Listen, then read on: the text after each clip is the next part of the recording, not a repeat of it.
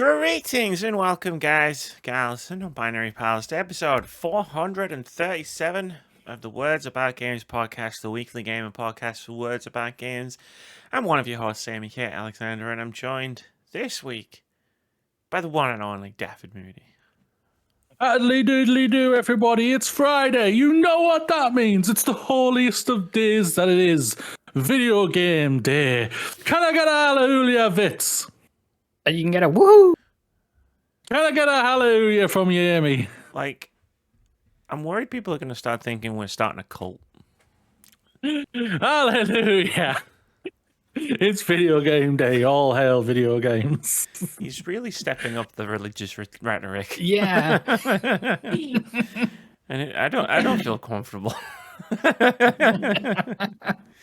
It'll be like, Yeah, especially what members of their crowd did today, and caused a bunch of people to resign on the spot. Yeah, that's why we want to distance ourselves from those today. But it's all good. all of a sudden, What have I asked?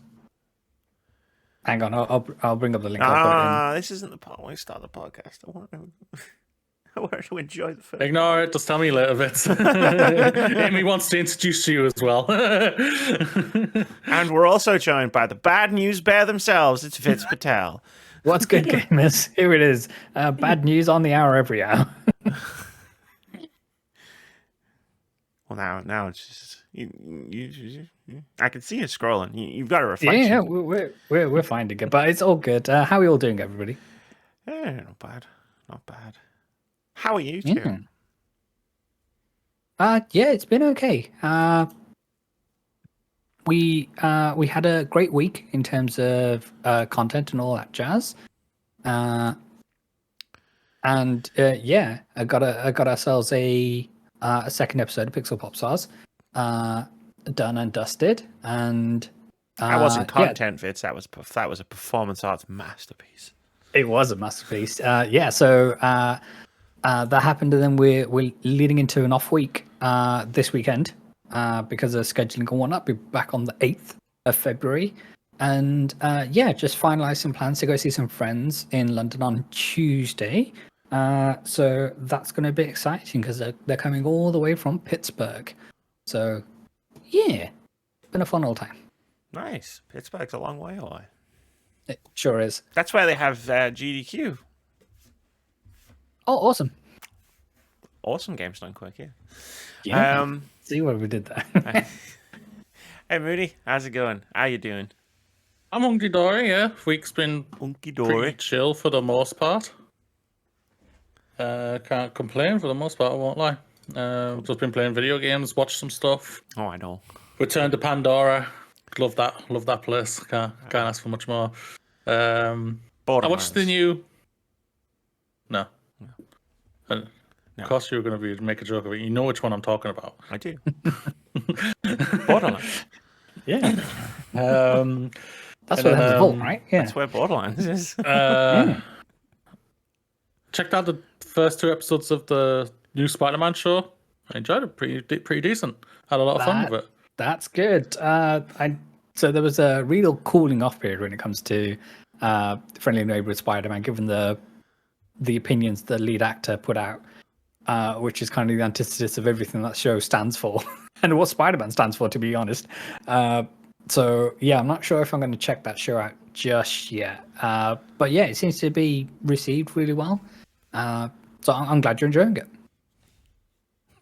I'm glad I'm not on social media, so I don't see stupid shit. I'm not gonna lie. It's the Hey, bad you news can tell me bear. about it. You can tell me about it later, Vitz. And whatnot. But no, it's the week's been fine overall. Like I've been smashing through like Yakuza Like a Dragon. I'm on Nice. 12th chapter. Going off Amy's advice. I'm training right now, like I'm Pokemon trainer.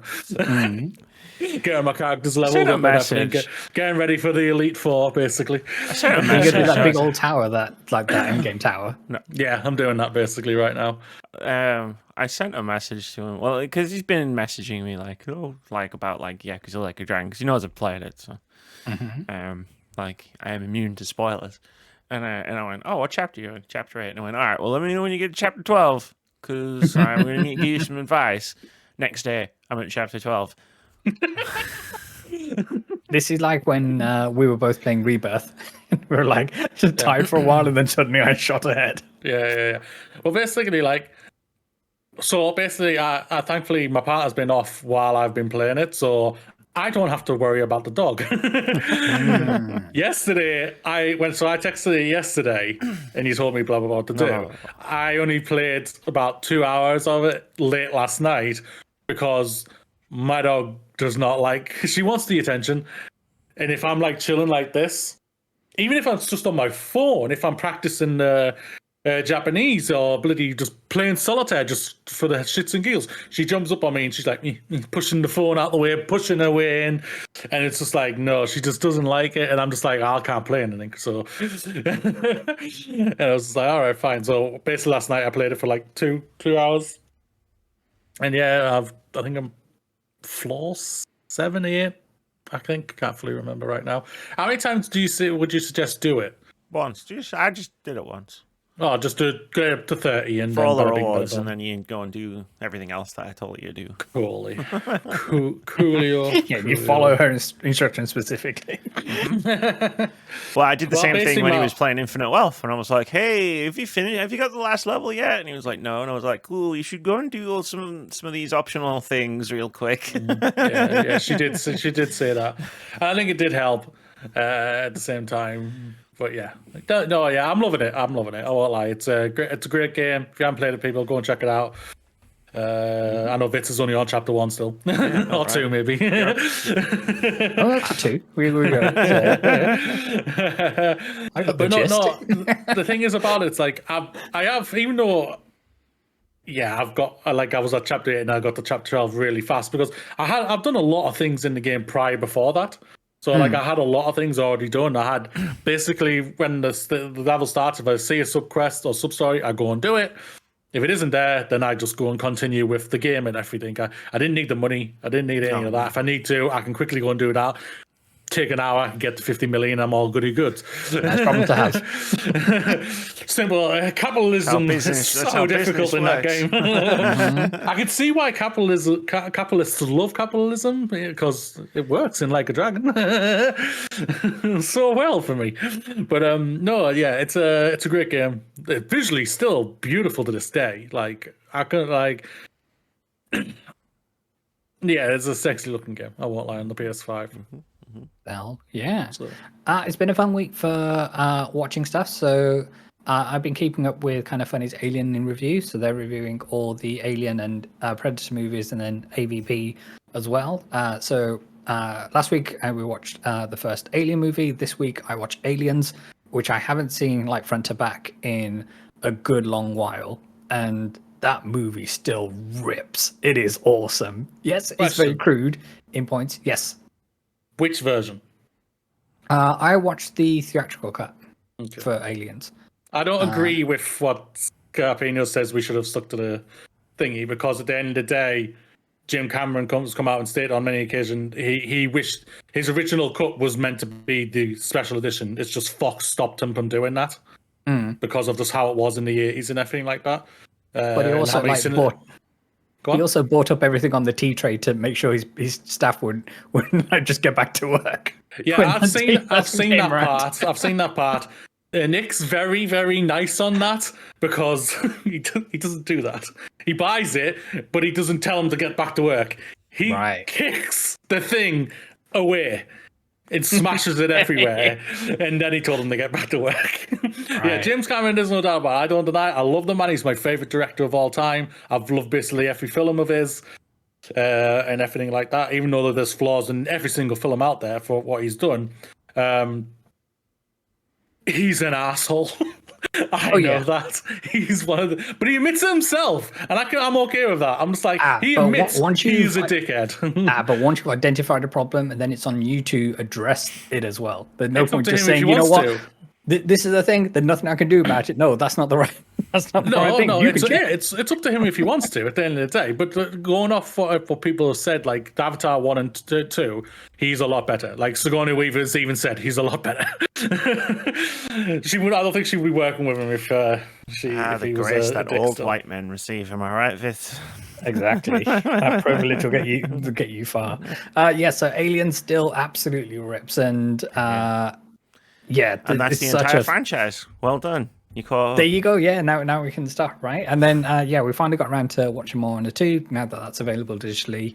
And Moody, you are absolutely right. There's no reason for this film to exist. It didn't move me at all, and it's kind of. I'm glad that the first one still exists, and anytime I need that Moana fix, I can go back and watch that. And it's just. It did nothing for me at all. It's a beautifully animated film, as you would expect, kind of thing. But aside from that, like, the songs didn't hit for me. Garbage. It's a whole lot of nothing. It's garbage. It's absolutely garbage. I can't believe how annoyed I am about that movie. It pisses me off so much. Yeah. It's made $1 billion, and the parents must have been suffering for that movie. Because kids would be all going, yeah, which I have no problem for. Kids... dumb as fuck at their age, and I have no problem with that. But parents would have been suffering like hell watching that movie. First one, I think they would have got on along with because the music's really good in the first one. The first one's a legit great film. Yeah, it's a legit great film. But this one, they'll just be like, oh my god.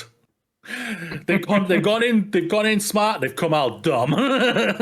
Watching that movie, it's like this is true. And then the time of recording, there's another Gran Turismo update, but we're not going to talk about that today because I want to not get angry. I'll just get an old Gran Turismo update segment and I'll just drop it. Hey, copy and paste because it's all the same. I saw your post. I was like, oh, another one. Yeah, but he still plays it. Yeah, I've got this thing like while I'm doing work for whether it be game shows or prepping streams, like I'm not playing new video games because I know if I start, then I'll get distracted and I won't do the work that I need to in order to make the shows as best as I know I can make them, that kind of thing. So while I'm putting together like game shows and things, then we're not playing any new video games. And as soon as I'm done, then looking forward to jumping into what this year has to offer, kind of thing. But because GT7 is like an existing title, I give myself some slack when it comes to that. You know, there are existing titles that you might actually enjoy playing.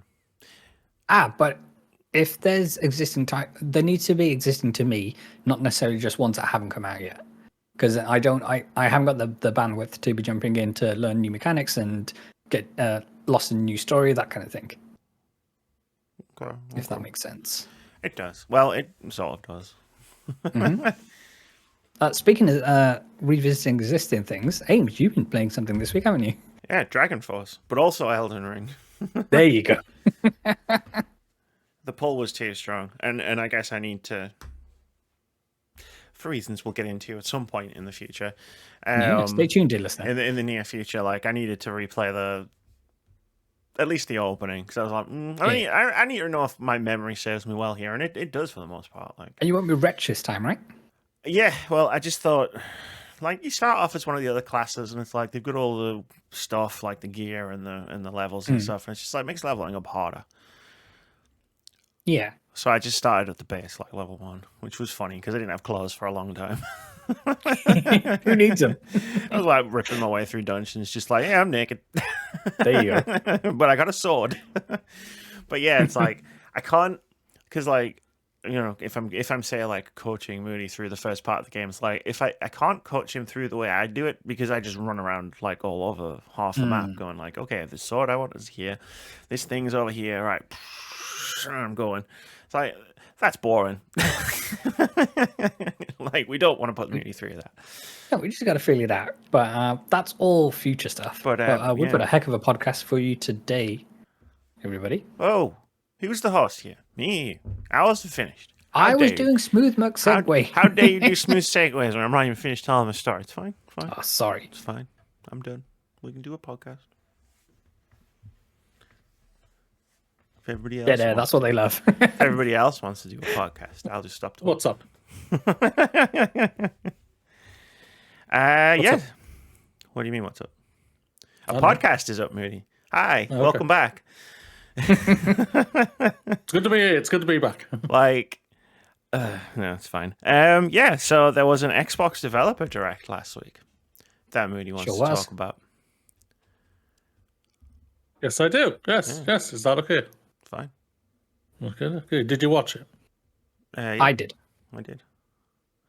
Are you lying? When have I ever lied about this? What purpose would there be for me to lie about? One of us always lies. One of us always tells the truth. That's not a riddle. It's not. We're not doing a riddle. I just to have watched it. I don't. I can just go if you want. Like, that's fine. Like, okay, yeah. So yes, there was a Xbox Developer Direct last week. We didn't obviously talk about it because we were doing other things on the podcast. We had other topics we wanted to talk about, and it was just basically an hour before our podcast started and everything. Last week, I was like coming across it was fine and everything, but I would like to correct that on my side and everything. I think this was overall a very good developer direct from Xbox and the teams. And the one thing I want to shout it out for is the one thing we scream at Jeff Keighley all the time: let the fucking developers talk. And this is what Xbox allowed their developers to do and everything. Yes, some of it was a little scripted and a little choreographed and everything, how they did certain things, but I just love that developers were able just to throw out their passion and of what they've been working on and everything, and that was, I think, was just has been elevated even more by Xbox, Xbox and his team and Phil Spencer's team and everything for the last few years. Developer Direct was good last year. They let the developers talk, which was great. And it's the same for this year. Hopefully, all these dates hit. It's most of them, apart from one, all at the first half of the year before June, basically, which I think is really great for people out there who are we're looking forward to these games on whatever platform you want to play them on. And it's just, I had a lot of fun with it. I thought it breezed across really well, and it was a lot of fun. And I'm just really happy to see that developers were able to talk and just get their passion out there, which don't see as much as dipshit Jeff Keighley likes to not allow. I agree with that. I agree. If you're gonna make me sit there for too long, at least let me I don't want to listen to Jeff Keighley. Yeah. I want to listen to developers. I like listening to developers talk. Mm-hmm. They have a lot of interesting things to say. They do. But I'm not going to comment on the quality of the show because I watched the whole thing and I'm just I don't think these shows are for me anymore. I think I just need to be the person that looks up the trailers after the facts from now on. Which is perfectly fine. I was just I'm not feeling it, but I think that's just in general. I think that's not you're just not feeling these Xbox. shows in general at all. I think when you're not excited for the Nintendo one coming up in April. I'm excited for the Nintendo one coming up in April because then we can stop talking about all of the leaks of insiders and stuff. I'm really excited for that. Yeah. I see where you're coming from though. In terms of I wasn't sarcasm. I want them to stop talking. all of these conferences and what have you, they all boil down to cool story, bro. Just let me know when your game's actually out, because everything up to this point is hearsay. It's all just words at the end of the day. Yeah, what I did like about the Xbox Developer Direct is it is all games that I would like to see more of. You know what I mean? Yes. When you watch a Summer Games Fest or something, and when they did the whole thing of there was the big Elden Ring trailer and stuff, and it's cool story, bro. When's the game coming out? Because it's not a game that I need, and I get why marketing exists and stuff, but it's for me, it's it's not a game I need to see. I already know I'm going in day one, diving in, and I did. Whereas with these games, I was the reason I watched the Developer Direct all the way through is because I want to see all of these games more, to see what they're about. Yeah, and I think they did that. I think they gave a heck of a deep dive in pretty much into all of them, really. If you're a Ninja Gaiden fan, you're blasting off like crazy. You got a brand, you got a day release that released that week, that day, which was great for the team. And obviously they announced a brand new one, which they're saying launch, fall 2025, which I think is just.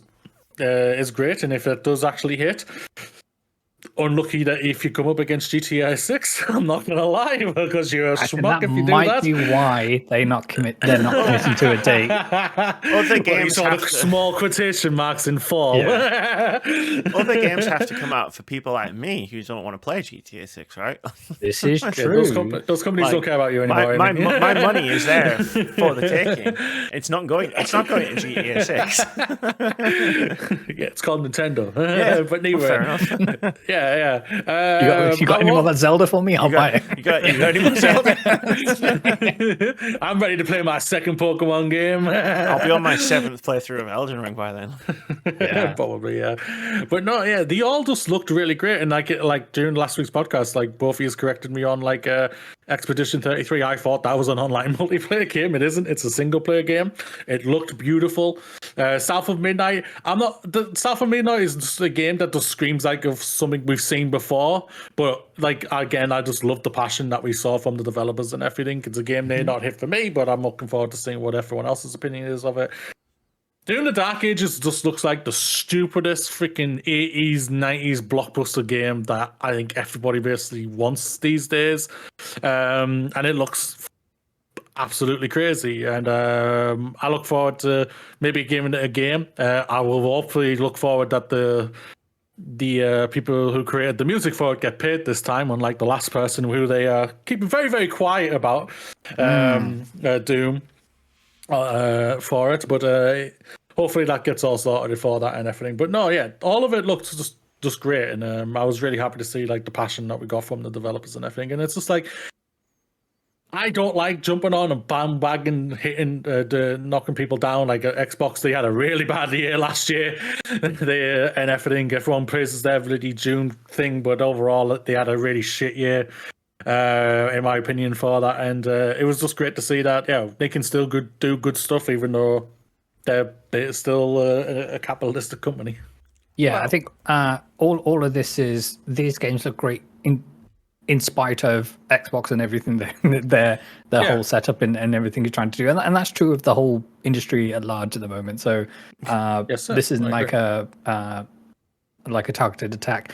It's interesting that South of Midnight is the only title on this list which doesn't seem to have an inkling that it's coming to PS5. I imagine that will do. It's definitely not coming day and date to PS5. But all the others are listed kind of thing. And I'm sure we'll rattle through each of the games. And if you want to go I've there... got some stuff to say. Yeah, absolutely. So... but yeah, like we said, it seemed like a really good show. I personally would have reordered some of the titles in the way that were shown. Not necessarily the content in them, but just shuffle them around, kind of thing, just to make it flow a little bit better. But aside from that, I thought it was great. Yeah, I hope all these games hit their launch windows, and I hope that they all look as the final product is as amazing as they look here, kind of thing. It's always easy to say, okay, this is a vertical slice of what we're going to show you today in terms of gameplay, or you're looking at a trailer and things. So how it feels like on the sticks and how it's going to get received. Obviously, that's where the rubber meets the road when it comes to torture knowledges. And yeah, I hope all these teams find success, especially like for Ninja Gaiden when you've got Koei Tecmo, Team Ninja, and Platinum Games coming together to make like they're going to make the super game before Sega does. So yeah, we'll see how that happens. Still Sega super game. Did you see you can rent out Sega's Brain Team now? So What?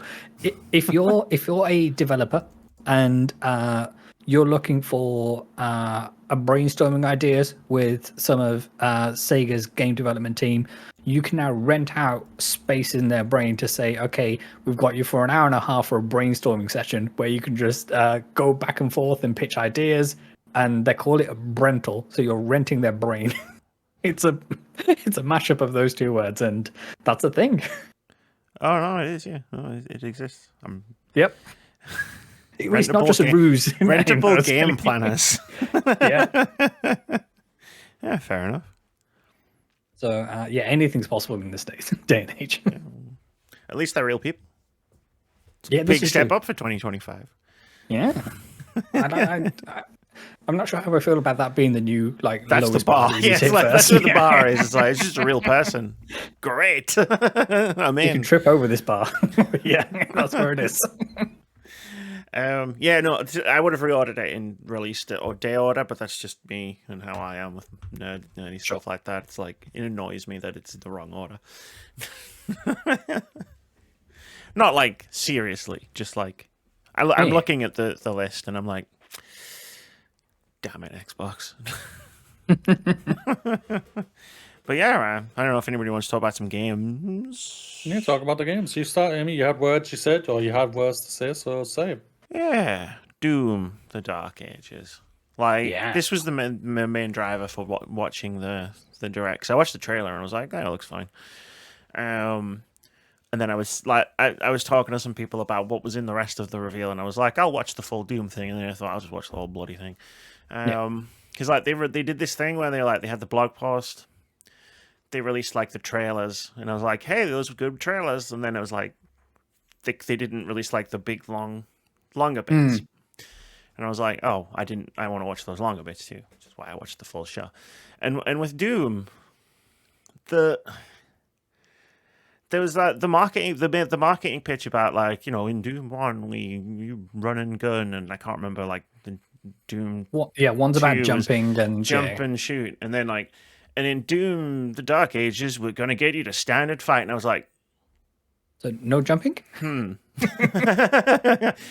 And again, it's just for me personally. It's like, the reason I love Doom 2016 and the parts of Doom Eternal that I really liked were the parts where it's like, you can't stop moving. If you stop moving, you're going to fucking die. Like, so it's like, you've always got to keep moving. You've always got to be like running, jumping, shooting, whatever. And then I was like, so I was watching the long reveal with all the gameplay with this like stand and fight and the shield that's like chainsaw and stuff. And I was like, I don't know if I'm going to dig this. Like there was the parts of the gameplay where it was like, you know, you're doing all the things and the circles appear around the enemies, like different colored circles. And I was like, so we're just cool with QTs now? Because that, to me, to my brain, translating, I might be wrong, that's what they kind of looked like. Whereas it's like, you have all of the different weapons in the Doomslayer's arsenal. And, you know, you use whatever you use to kill demons. And you like, another core part of like what I really loved about the previous Doom games is like always switching weapons to keep shooting. And it's like, so now the guns, to my mind, in this presentation look like oh, you shoot them with the thing, and then you hit the trigger or the B button or whatever to perform the correct move to finish a gory kill. Yeah. Or I'm just like, we're pushing that away, like down the backlog a little bit, I think. And that's going into the wait and see what everybody else thinks of this game category. I like the presentation, like I like the guys doing it, and like they were fun. It was just the content of the presentation where I was like, oh, yeah. No, I totally get what you mean by that, and like it remains to be seen whether, because one of the most visceral things about Doom 2016 and Doom Eternal 2 was those gory kills, and you know, when you shoot enough bullets inside an enemy, then you can perform visceral attack. Is probably the best part to different use. types of visceral attacks depending on your position, the enemy's position, what direction you're moving in, like when you perform it and stuff, or you can just keep shooting them and they'll die. It's interesting how they were talking about harking back to Doom 93 and how the enemy fire would be a bit like Returnal, and it's more bullet hell, and then you can like dodge it between the different projectiles which are coming to you slowly now, so you have an actual chance to get into it. And but I'm interested to see how much utility like the shield is going to have with that whole chainsaw mentality, and whether whether this stand and fight mentality is just a line that marketing made up, or whether that is an actual tenet of the gameplay in terms of, no, you have a shield because you're supposed to tank all the hits, and then when they stop firing, that's when you need to look for your window, that kind of thing. So we'll just see how that goes down. Yeah, that's sort of like, I don't want to say worry, because it's like, I'm not sitting here saying, well, I think the game looks bad because of this. I'm just I don't think that's not the game that I want. Like, and that's fine. That's a me problem. I get that. Like, so yeah, it's like if it's just a marketing thing, and I can still play Doom the way I want to play Doom, awesome. Like, because I fucking love those games.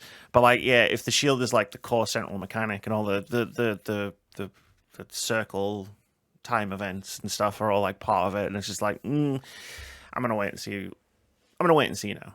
Like, so I think it had the opposite effect it was meant to have on me personally, because I went from I'll probably get this to let's see what everybody else says. And I think the great thing about all of these titles, and correct me if I'm wrong, but they are all coming to Game Pass. So if you did want to try it at a low risk, it is 1 month of Game Pass, however that much is going to cost by the time May 15th rolls around, because I don't think it's going to stay the same. $1 million. Exactly. So it'll be interesting to see. The actual barrier to entry will be lower than spending the equivalent of £70 on it kind of thing. So, yes, it'll be cheaper to get Game Pass and play Doom: The Dark Ages, which is kind of interesting when you think about it, because it's like I'm not going to take a punt on the game. Like, if I decide to check it out, yeah, you're right. Like £10, which is currently is for Game Pass on PC. That's where I'm playing. But like, if I like it, I'm not then going to turn around and spend the other £70. I'm just going to keep playing it. And it's an interesting strategy Microsoft has found themselves in. And then absolutely crunchy, get it beat within that month, so that you don't have to pay an extra £10. Doom games aren't that long. I imagine it wouldn't be difficult.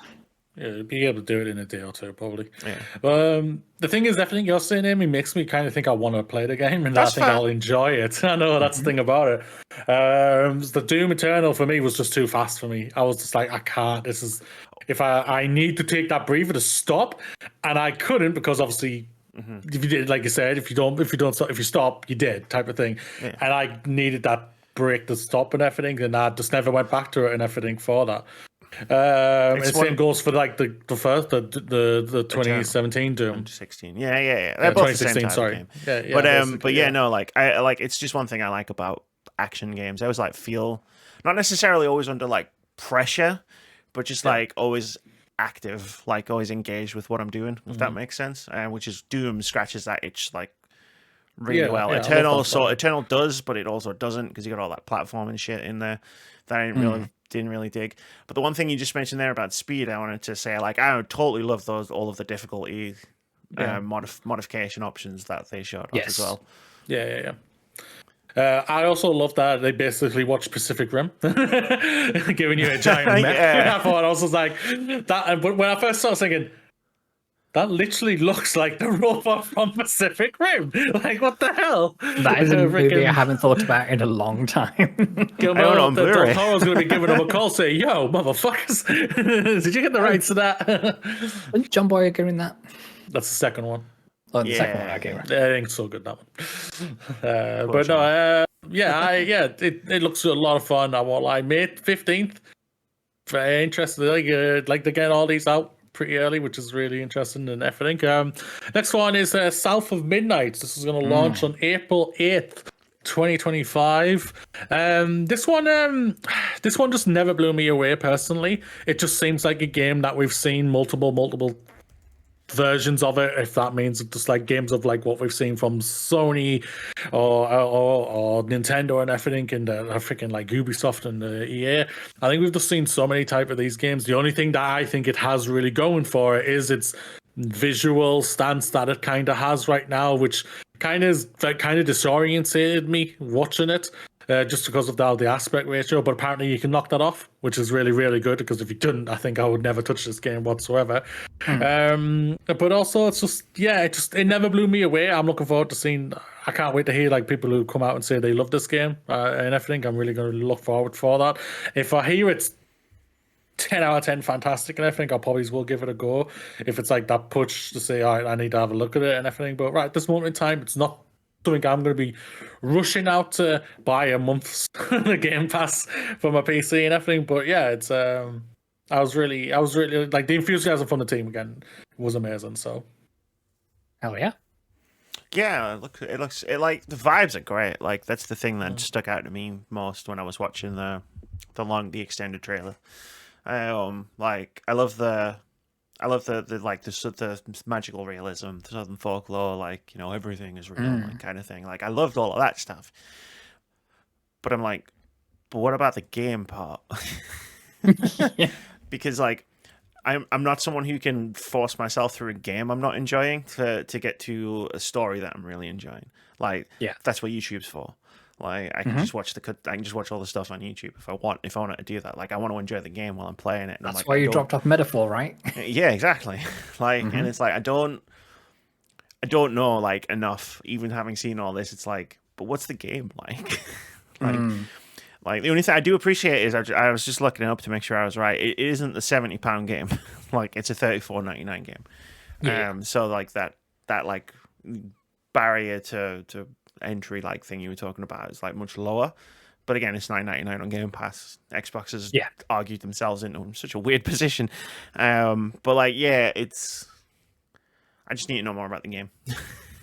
No, sorry. No, I was saying, so my grasp of it anyway is that you do this like interesting traversal to get to like an arena, and then I want to say you're like webbing them up like you're like a Spider-Man would. Yeah, and that seems to be the gameplay loop in terms of it would be your standard fare action like combat mechanic type of thing. But yeah, I guess, you know, we'll have to just see how critics say or what the vibe is from critics when it comes to whether the gameplay loop can actually support the rest of the game. Because like seeing that perspective of people from the Deep South and the the folklore tales, and where what's true meets the abstract, and you hear about Two-Ton Tom and all these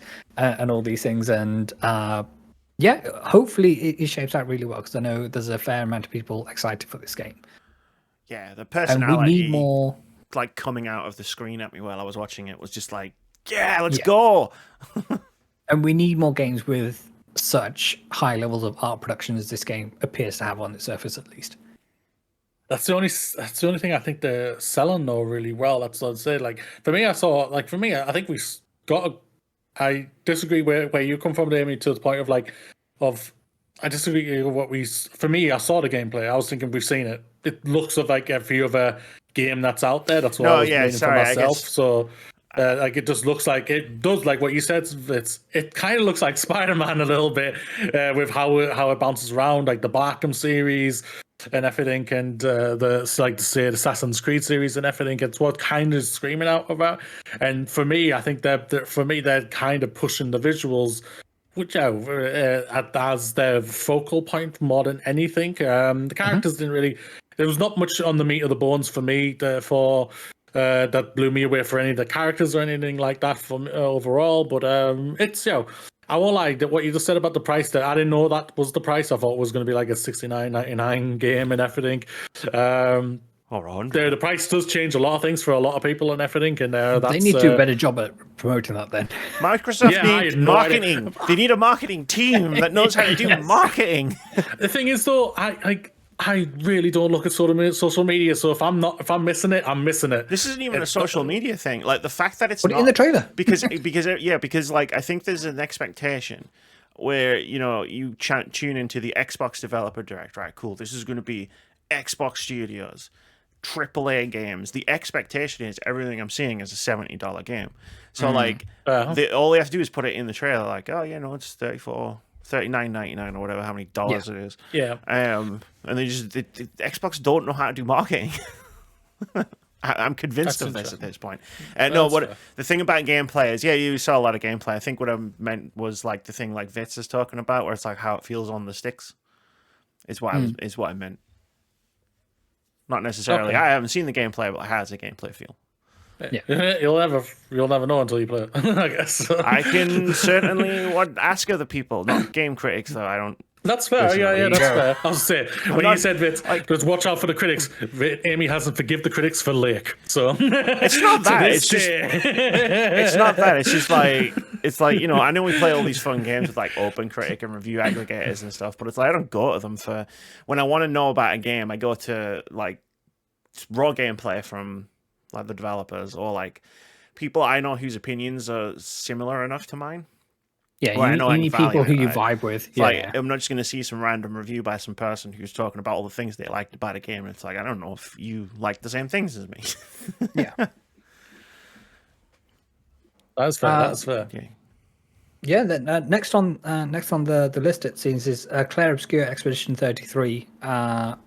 The This not game- more than 9 multiplayer game. There you go. Turn-based single-player RPG. Yeah. This game looks incredible, and the story they're putting down is I'm really intrigued in it. And if you're unfamiliar, so in this world that they have, there's this oracle, and every year they produce a number, and then I believe a week later, everybody who is the age of that number and above dies, and then there's this like team that's put together to try and find out, oh, can we stop this oracle? Can we understand more about it? And I just think that that concept is fascinating. And it's in Paris. It's not like magical made up fantasy land. It's like it's set in Paris. Like, the Eiffel Tower is a bit freaky deaky, but it's still the Eiffel Tower. Yeah. Just to do a better job of marketing than Microsoft, I want to point out that this game is also not a full price $70 game. It's currently £37.79, but that's a launch discount, so it's $41.99. That's interesting. Still a decent price. Mm-hmm. That kind of makes me think this game isn't as big as what they made it out to be, though, at the same time. Well, I'm not saying like the prices and how big the game is should be compared or anything like that, but it does, just because like Hellblade 2 last year was what, £40, I think it was, something like that. That was a small, like 8-10 hour game. I'm expecting South of Midnight to be around that range as well. So it kind of makes me think for that price, what, Expedition 33 is what, 30 or 40, a 20-30 hour game, which is not a problem. I just want to state that. I love that. That's fantastic and everything. But I also love just the pricing range and mixing it up, which is really, really good. I guess it's good. Doom is no doubt about it. It's probably going to be a $70 game, which is, I can expect that, which is not a surprise. But sorry, I put it in here, mate. Go for it. No, like I wouldn't expect it to be like 100-hour Persona JRPG length just because there's what, like 12 people working at the studio. Yeah. Like in this beautiful French manner. I don't want them to make a 100-hour game. But yeah, no, like I mean, like some RPGs, like Clair Obscur is very much looking like a throwback. Like, it's very much inspired by classic RPGs, and a lot of those games are only like 20, 30, 40 hours long. So like it doesn't have to be 100 hours. But yeah, no, like that's true. I do enjoy the fact that like these games are all coming out at different price points. Like I think that's very good. I think one might even say that's sustainable.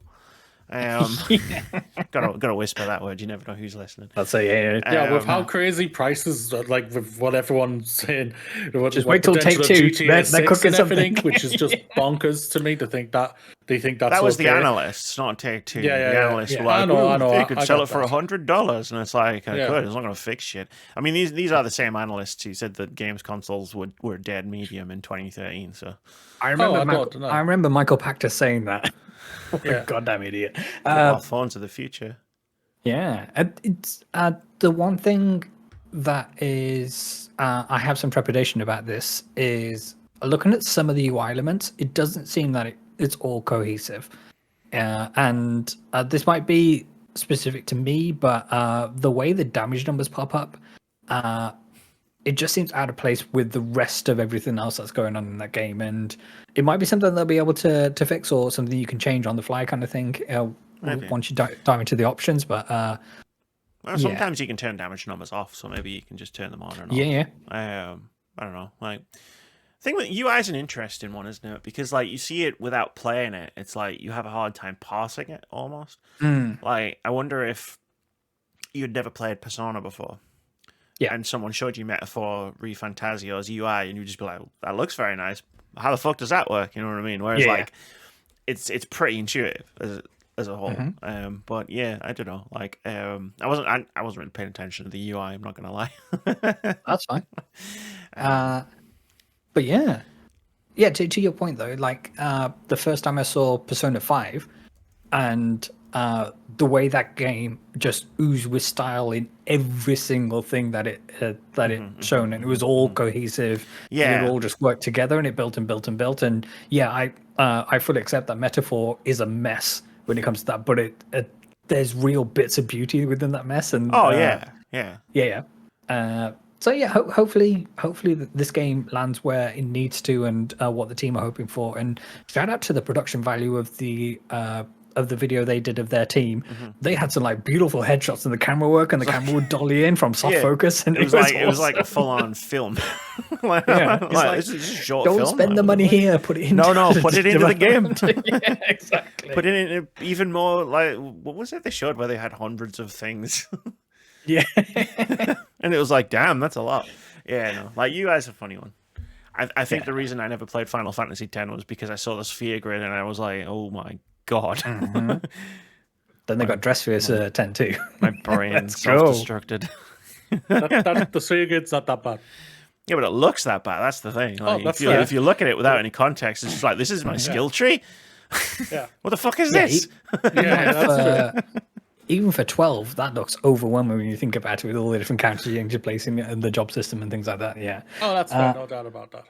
But yeah, no. Then this was my like. I'm most excited about this. Like Claire Obscura.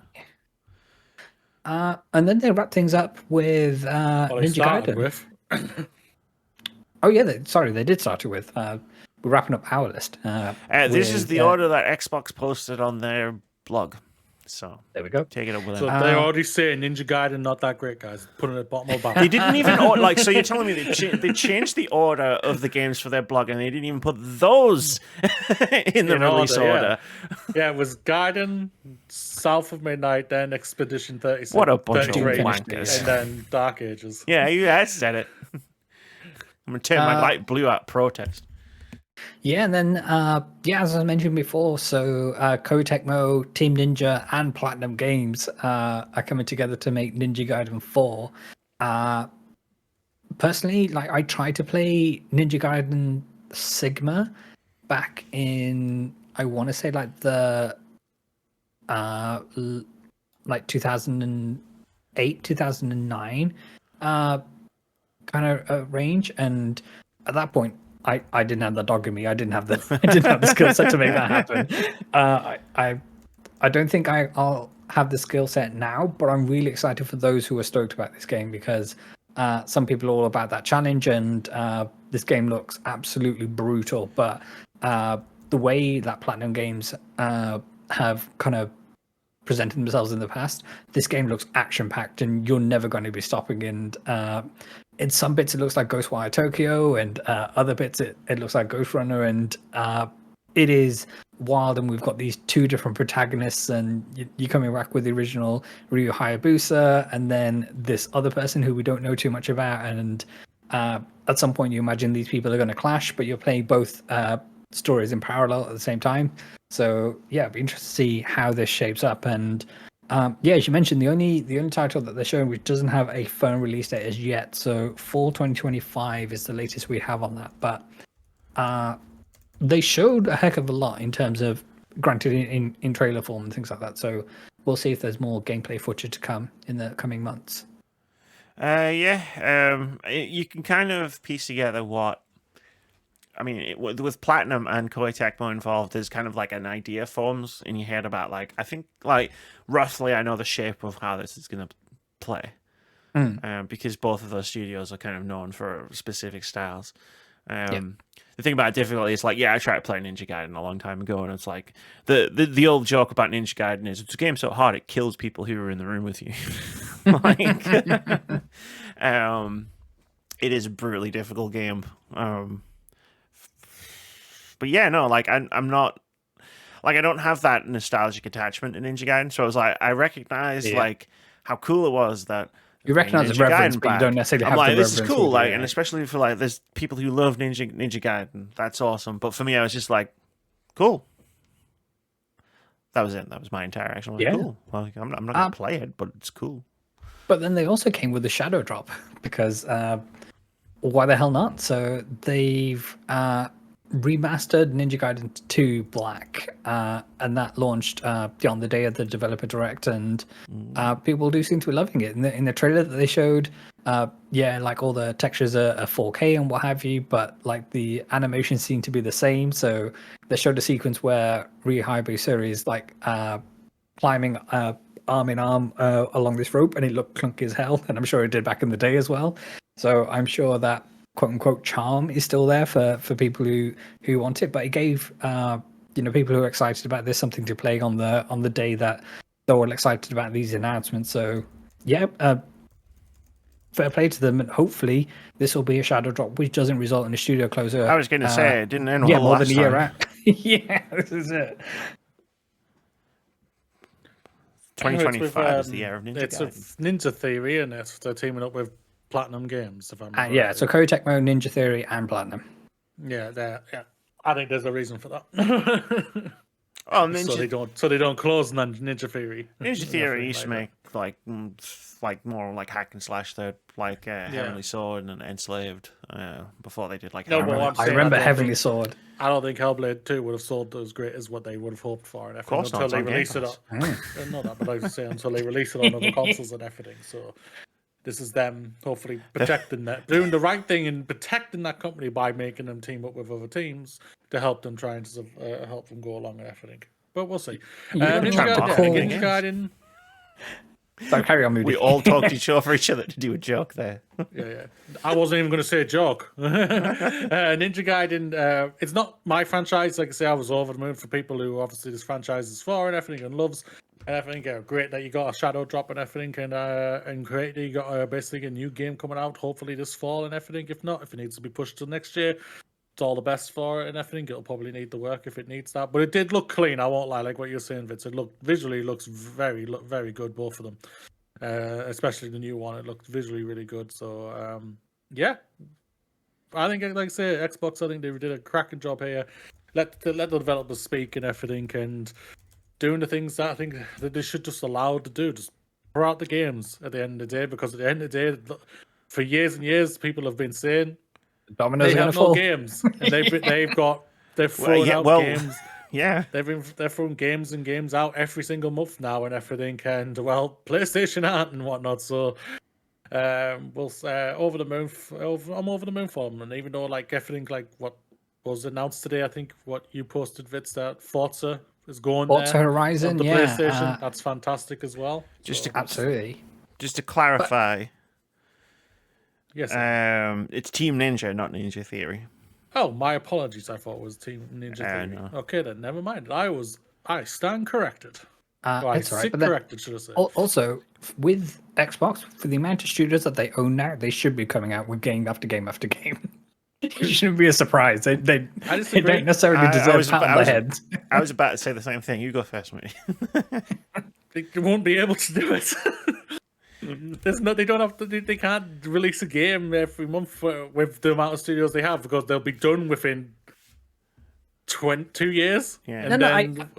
I get that, but the whole thing of they're stacking up the dominoes and they're going to start falling and all the rest of them. Yes, they should be, because of the sheer wealth of shooters that they have, and I get that it's still a finite number of them, kind of thing. But it's good that they've got some firm dates attached to some of these titles at least, and I hope that they will land and they do the business, because as we've the story's developed over the last week, it seems more and more likely that Xbox is essentially a third-party developer now. He's basically said it. He said it with Desmond, apparently, or Destin, or whatever hell his Destin name Liguri, is. yeah. Yeah. He said it. He's confirmed it. They basically. Sorry, James. Not that guy again. Yeah. So this is their business model. This is their bread and butter kind of thing, and good on them for having a lineup in place. Yeah, I mean, it's always felt like their objective with their developer direct, or like showcases or whatever they call them this week, are to like showcase like imminent games, right? Like a few years ago when they were trying to use their showcases to be like, here's everything coming in the next 12 months, like Hollow Knight Silksong. Whereas this is like, okay, so here's everything. Like we're doing this in January. Here's everything coming out in the next 6 months. Seeing in June, and we'll talk about everything coming out at the end of the year. You know what I mean? Like that's kind of like the way they've always wanted to do these things, and I think it's cool that they're finally able to do that. Like, yeah, no, they were never going to be able to like release a new game every month from their own studios, but I mean, they've got 3 coming out in the next 6 months, as far as we know, if they all hit and stuff like that. It's like, and then it's cool, and Avowed, like everybody's forgetting about Avowed. It wasn't even here. Like that was wild, but. You know, in the last half of the year, it'll be cool to see what they got like for the last half of the year, because there's tons of things that we know they're making, and there's things that we probably don't know they're making. It'll be interesting to see what lands where. I hope they take the PlayStation 4 model of what PlayStation seemed like they were always doing, was get their games out, say within the first 8 to 9 months, and leave fall for the third-party games. Leave it for if GTA 6 comes out. Leave it for their Call of Duty game, which we know is going to be coming and everything, and just then prepare for 2026 for January, for the first half of 2026 and everything. Which I think that's what I would do personally. I understand if people would disagree with me on that. I get that. I think that's a sound strategy. That's what I would do personally. But go, Amy. I would disagree only on the basis that it's not 100% guaranteed that GTA 6 is coming out at the end of the year. Yeah. So, like, if I was looking at it... Can I just add one more bit? Sorry. To get the fuck out of the way of Nintendo, then. Yeah, I mean, it depends when the Switch 2 is coming out as well. But that is obviously coming out at some point this year. My strategy would be to just say, look, I don't know what game they're leading with in the second half of the year. So let's just say, for the sake of argument, it's Fable. It would be like, look, we're aiming for fall 2025. Like, don't give a firm date. Don't say anything like that. Look, here's Fable, fall 2025. And then, you know, if Take-Two come out and they're like, we're coming out in October, baby, yeehaw! I assume that's how they announce their games, and they start firing guns in the air. And then you just go, okay. Like Cowboys, even us for a modern day gangster game. You tell I only play Red Dead. And then just be really honest. Just come out and say, look, we were going to drop Fable in fall. We don't want to lose fucking millions and millions of dollars, so we're going to put Fable out in February or January or like Q1 or whatever. Whereas like if they then come out and say, oh, GTA 6 isn't coming out until Q1 2026, it's like, if you have already put your game there, it's like, oh, fuck, what do I do now? You could end up having like this whole like 6 month black hole of nothing. There's no doubt, I agree that probably a lot of developers, if not say 90% of them, are literally waiting to hear from Rockstar.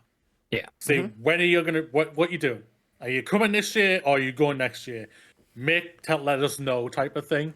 So we can then maybe start locking in firm dates and everything. Take-Two being Take-Two, they could shadow drop GTA 6 if they wanted to. Yeah, they could. They could drop it tomorrow on the holiest day. On the holiest day of it, just shadow drop at Gamescom. Just be like, and it's available now. And like, Jeff Keighley's just on the stage going, where's everybody going? They just drop all this stuff and run. Let me finish my speech, for God's sakes. I haven't finished talking about how awesome I am.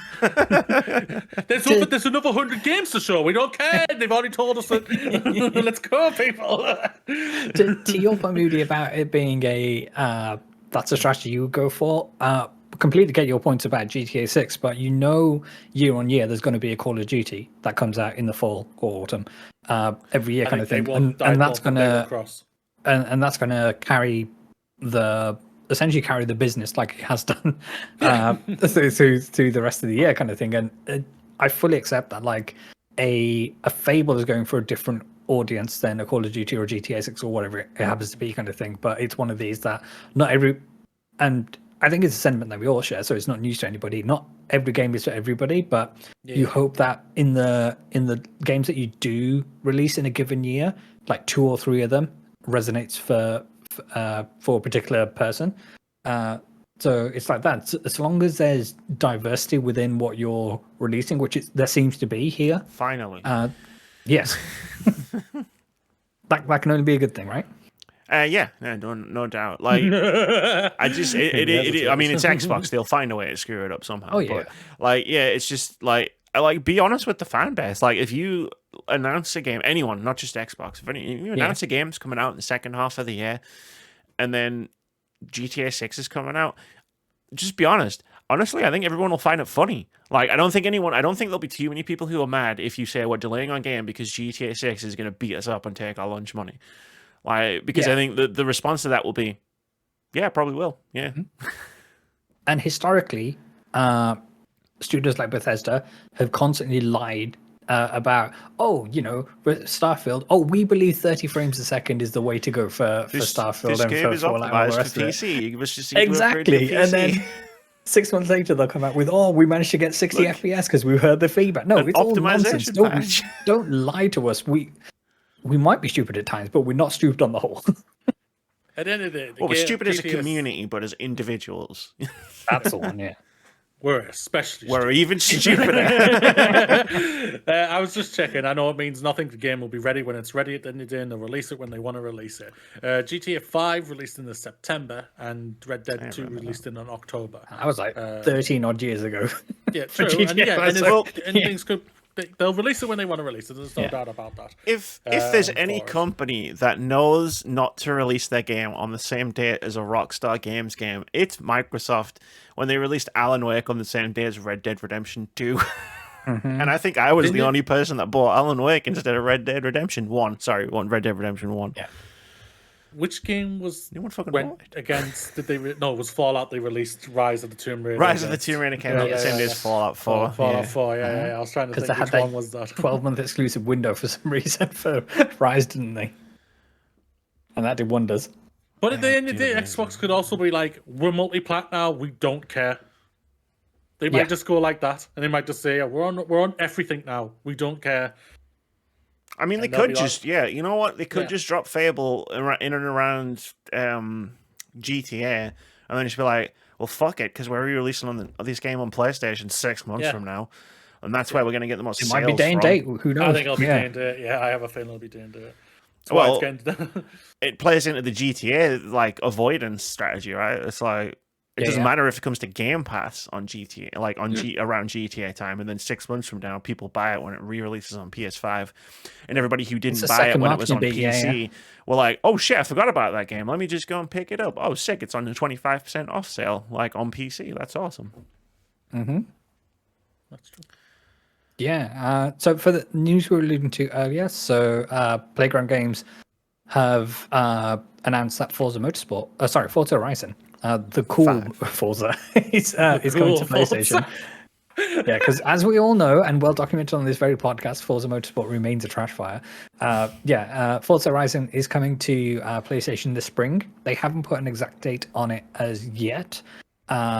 This might be because it's also going to come to Switch 2, and because we don't know the date that Switch 2 is coming, then that's why that isn't a thing. But I think Forza Horizon 5 is one of the greatest games of all time, hands down.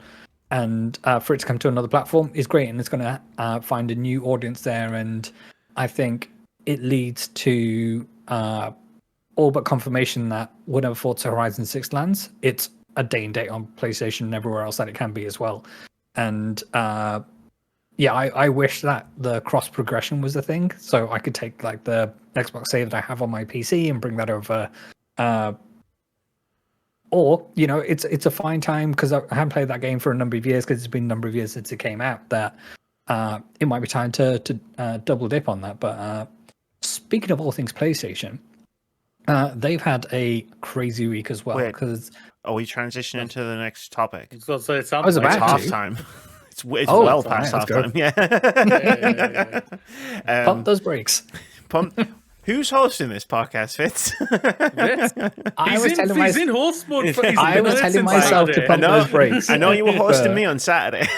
There we go. Just about. I don't know if you had much control over me and Chaz. Was it Ratatouille? Was it Ratatouille? Ratatouille Island. That's also known as France. If you saw the announcement, there is a Ratatouille emote now. Twitch chat. I'm going to use that liberally and irresponsibly next time I'm in your chat.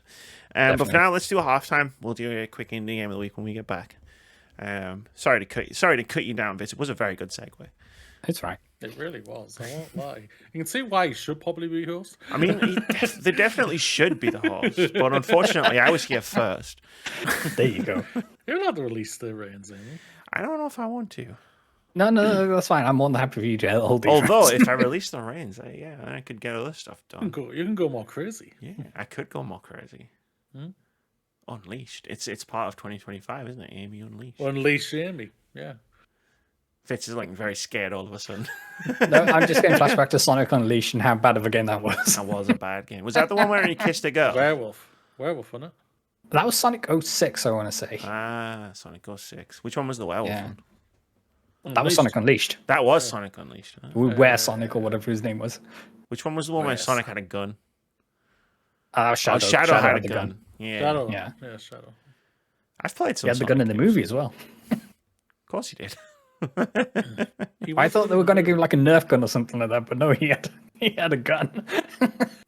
Kicked all the ass. Right, sorry. Yes, halftime break. See you in a Yes. second. Or 30. Peace. What's good, everyone? My name is Vitz and I've been working on something special. It's time for Vitz Popstar, the all-new game show on Twitch. Let these nice moments be with your specialist subject. Watch new episodes live on twitch.tv/VitzPatel. And we are back. Hey, what's up, everybody? Right, we go. hold on to that Part two. perfect segue, Vitz. I just got I a am quick, holding. just got a quick indie game of the week to do, which is somewhere down here. There it is. It's time for indie game of the week. This is the thing we do every week where we talk about a cool-looking upcoming indie game that we think looks cool. Hit that wish list button. Maybe even buy some indie games. That'll be a fun thing to do.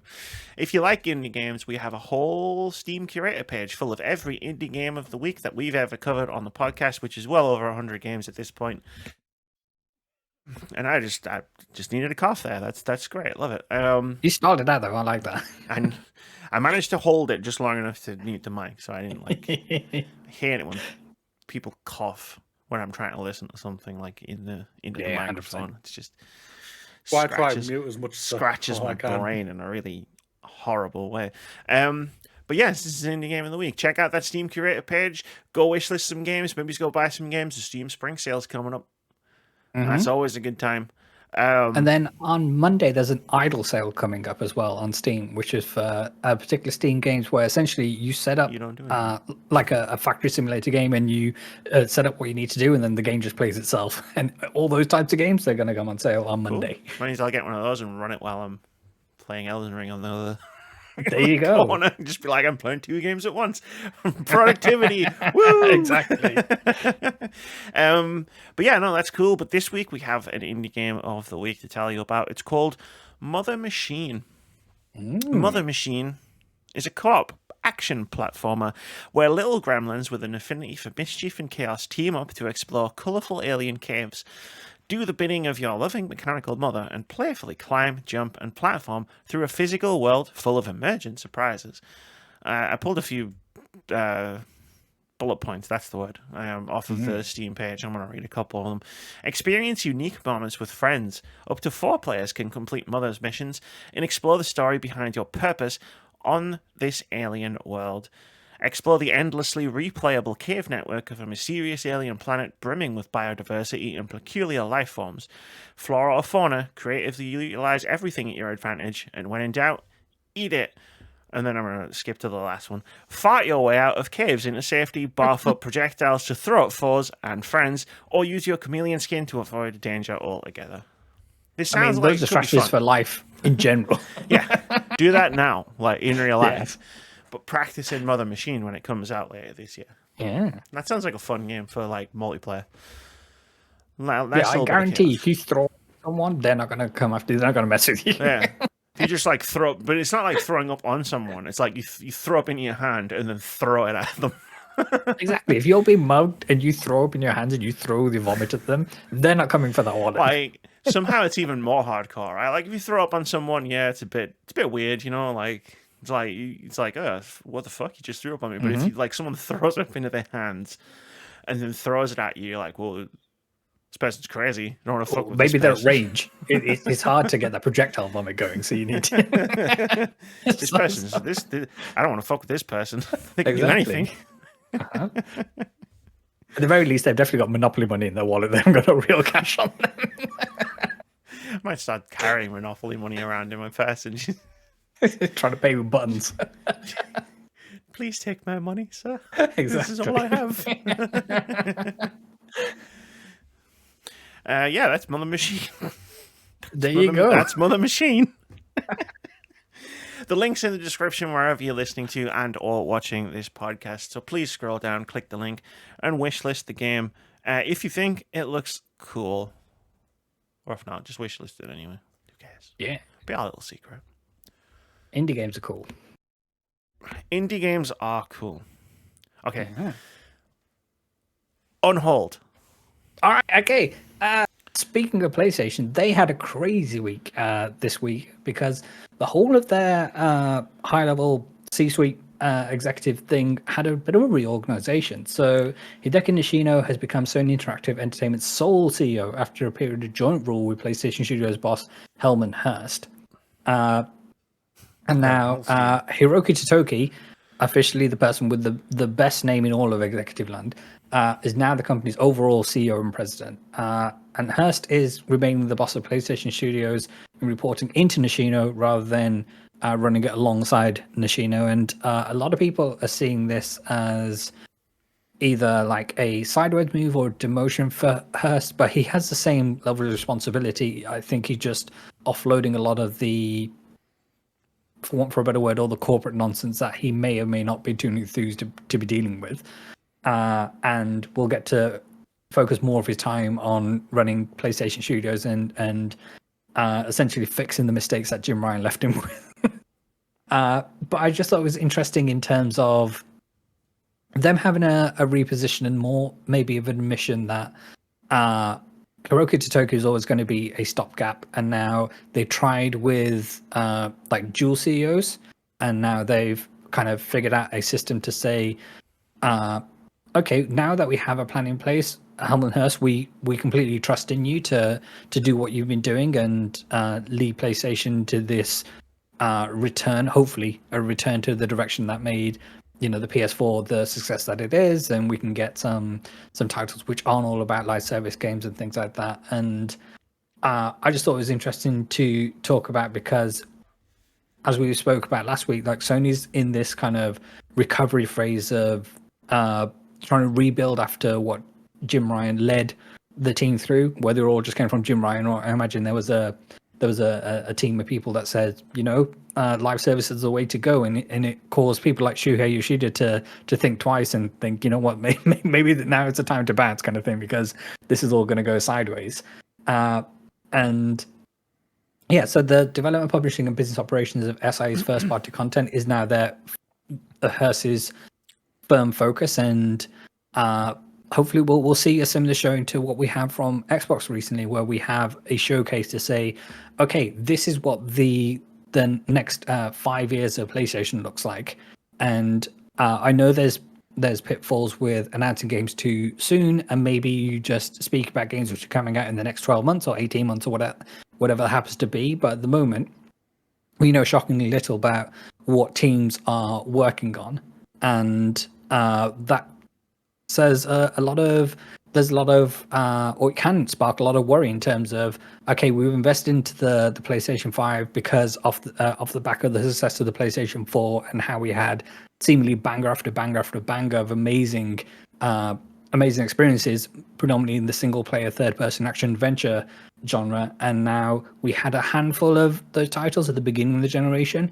Then we had this barren period where it was all about live service games, and one by one, each of them have fallen to the wayside. Some of them actually released, but then got concorded and got pulled off shelves after 2 weeks. And we had some word salad from Nishino about how on they are to be leading PlayStation to the next into the next generation and all the rest of it, and building community is an IP expansion.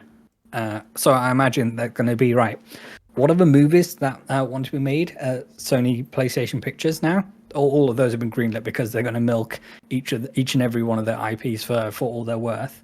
But yeah, I'm excited to see what Herman can do, but I still need them to categorically say, I know you've been expecting these titles, and these are the reasons why we still believe in PlayStation as a platform, and here's how we're going to rebuild. And it might be too strong a term to use, but rebuild the trust in PlayStation after all of this live service nonsense. Yeah, I think whatever happened to Herman Hulst, like whether it was a demotion or not, I don't know the backroom dealings of Sony, nor do I care. No, please don't at me. But the mission statement for PlayStation right now, I think, is like, because I think they've got some problems like coming up in the next 5 years. Mm-hmm. I think the question that needs to be answered for PlayStation is, how do we convince PS5 owners to buy a PS6 when we bring the PS6 out? Because games take a long time to make. Mm-hmm. A lot of studios haven't been making games that we're releasing anytime soon. Like we talked about them last week, a couple of them, Blue Point and the other one, Bend. Zombie Biker Studio. And who have laid off a bunch of people today. The internet went a little bit wonky there. Oh, sorry, yeah. Bend has laid off a number of people today, mostly who were associated with bringing the live service game to fruition. And obviously that's been cancelled now, so sadly they don't see those people as to make another game required. Who needs people to make games? What are we, BioWare? No, you just put the prompt in the AI generator and it does it for you. I'm back. You've got to convince people who have a PS5 to buy a PS6, which is going to be a challenge in and of itself. But also, where does PS6 even go? Like from terms of like the generation that we've had, from a hardware perspective, obviously PS5 released into unprecedented circumstances. Yeah. So there's a lot of factors to consider about how the generation began, but then they've released a PS5 Pro that costs £700 base price, and it's like, okay, that's interesting, because like PlayStation has always been, like, from PS1, like even when PS1 launched all the way through, PlayStation has always been technological advancement. That's always been their biggest selling point for each new iteration of their console. It's like, look what our fucking new console can do. That blows the old console out of the water. So what is the PS6 going to be able to do that the PS5 Pro can't do for a price point that's going to be affordable to people to actually buy? Yes. And I think those are the key questions, I think, for the next part of PlayStation's life cycle, because I think the game situation is going to be barren for a while, just because of the way the live service era is shaking out. So I don't know if there's necessarily a lot that they could do with that. No, 100%. Like the teams like Blue Point, if they are pitching games to PlayStation at the moment, then that's another 7 years down the line. If that kind of thing, it could be more, depending on the new projects that they're pitching. I imagine, or I'd like to imagine, that some of these teams have multiple teams with some of these studios have multiple teams within them that can have multiple projects going at the same time, that kind of thing. But to your point, in terms of, yes, the technology sells, or is the kind of bullet points on the back of the box as to why people need a PlayStation 6 and what have you, but it's only ever going to be incremental gains, as it has been for these past couple of generations. And to your point, games is what sells systems at the end of the day. And like we've spoken about towards the tail end of last year, for the install base that PlayStation 5 have, PlayStation can't afford to just make these games PS6 exclusives. And therefore, a lot of people won't feel the need to jump up to PS6 be an incremental gain, or if it's a more of a considered purchase of, oh, I need to buy a new TV on top of a PlayStation in order to notice all the extra bells and whistles, because my current TV doesn't support 120 frames a second output and all the rest of it that the PS5 Pro does, kind of thing. And it's interesting that we haven't heard a peep from Sony in terms of, oh, this game is getting a PS5 Pro patch update, and this game now runs better, and look how amazing it is, and all the rest of it. And it might be that we don't get any of that messaging from them until Ghost of Yotei starts spinning up, and we get into that kind of release window. But it's interesting that the Pro system, at least, has always been pitched at the elite, both in terms of stature of people and the number of zeros in their bank account, who can have their disposable income. I have a lot of zeros in my bank account. I have, yeah, just on the all opposite zeros. side. Yeah, that's it. And for those who have the capital to be an early adopter for that tech, but I do believe the PS6 will come in at a lower price point because it is the quote unquote the next mass market box that's going to be there. But it's all boils down to the game. So Herman Hulst and their team needs to demonstrate why that is the case, that we need to be getting it. And it's all very well that Xbox is going third party and all the rest of it, and their games are going to come, like Forza Horizon, and I imagine like a Halo and the Gears E Day, Emergence Day, or whatever it's called. That's going to come at some point, and that's all great. But the people who are on PS5 at the moment, because of the experience that they had on PS4, they're still looking for that PlayStation to come back. So I think, to your point, that they need to do a lot of repair work to rebuild that, and because at the moment there's no need for me to buy a PlayStation 6 until I'm in the market to buy a new TV to go along with it, and that's a fair number of years off. That's fair. Yeah, no, the game situation is a weird one, isn't it? Because years and years ago, back in my day, you could do pivots like quite easily, because development cycles would be like 1 year, 2 years, 3 years. It's like you could do pivots and not have to worry too much about it. PS3 did it masterfully, like yep. Throughout that generation, coming to the end of the generation, where it's like, oh, actually, this is a really good console with really good games on it. Well, it's got really good games on it. It's not a particularly good console, but you can't do that anymore, right? Like the knock-on effect from the live service graveyard. I don't know what we need to name this era. But the knock-on effect for this live service era is going to be felt for many years going forward, and you can start to course correct now, which you should do. But the benefits of that course correction are going to take a long time to come to fruition. Like, I think the bigger point would be, is PS6 going to be much more powerful than PS5 Pro, given the amount of time between the launch of the two consoles and the fact that they're gonna have to try and sell it for less than £700. Yeah, I think it'll be around about 500.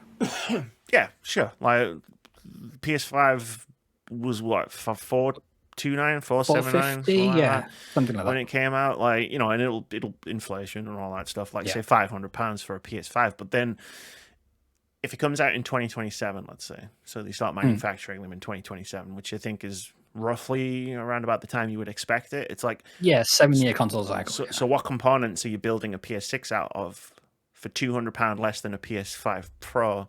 And is it not just 5090s in there? Is it not is it not just a PS5 Pro? Yeah.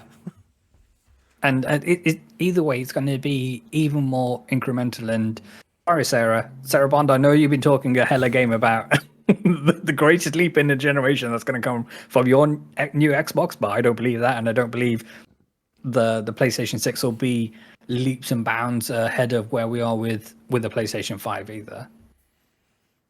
That's where we are at the moment. So in a world where they can't necessarily convince us to buy PlayStation 6 based on purely hardware, it has to come from a software side, in terms of the games look so much fundamentally better on a PlayStation 6. That's why you need to upgrade. But because we don't know what anybody's working on, we have to kind of fill in those gaps. And when you ask people to do that, then they're going to get the messaging wrong. So you might as well let us know what that messaging is, and then we can go from there.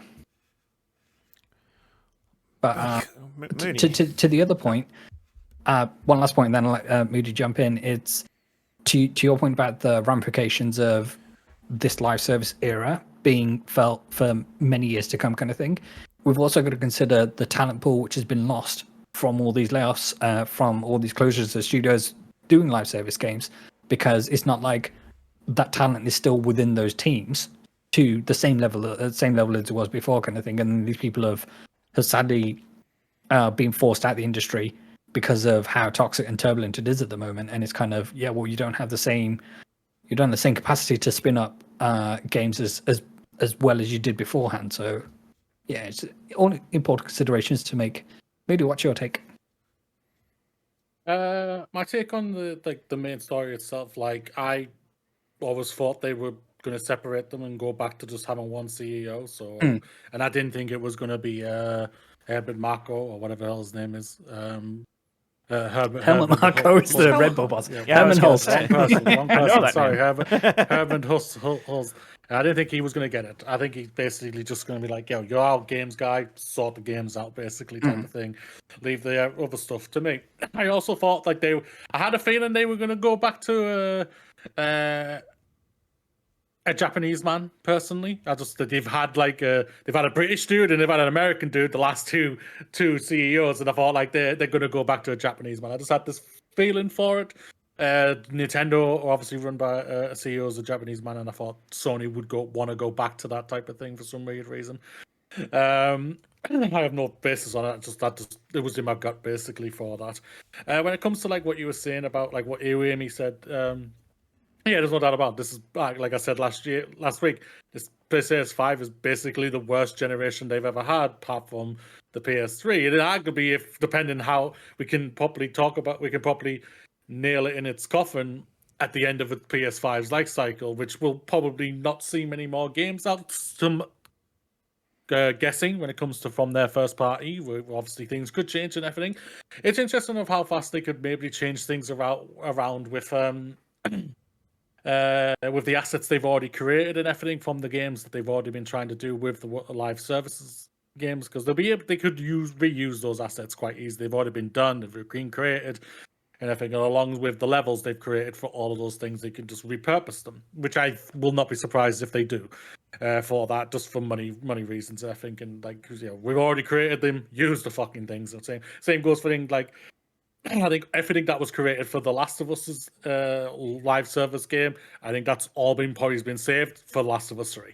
They'll put that all into Last of Us 3, personally. I think it'll just be one of those things. I'm hoping that Herman will be trying just to do what I've been saying, and the former CEO was saying for a long, long time, is trying to reduce costs in the part of, like, and development time of getting games out in a faster way and everything. And I think that's what they've proven already. They kind of can do that. Insomniac does that consistently pretty well. Like, they got Spider-Man and then Miles Morales and then obviously Spidey 2 out within a 10-year period. That's amazing, because they already had New York made. You don't have to reinvent the wheel, right? They already had all those reused assets. In the same way God of War and God of War Ragnarok as well. Yeah. Like, it's what developers do all the time. Like, why it became a faux pas from them to do that is beyond me, but either way, like, we do that all the time. It didn't. It's just grifters finding something to complain about. Like, the Yakuza games have been set in the same cities for I'm literally replaying it right now. Since the 2000s. I sent Amy a picture with playing Yakuza Like a Dragon, and I was literally at the part where Yagami's office in Judgment and the Lost Judgment games is. I was literally stood in front of it and said, "Yo, Yagami, I need a lawyer!" and everything. It's the exact same space. It's the whole thing. Yeah. It's amazing. Like, and those games have been nothing but successful for it. Go on, Vitz.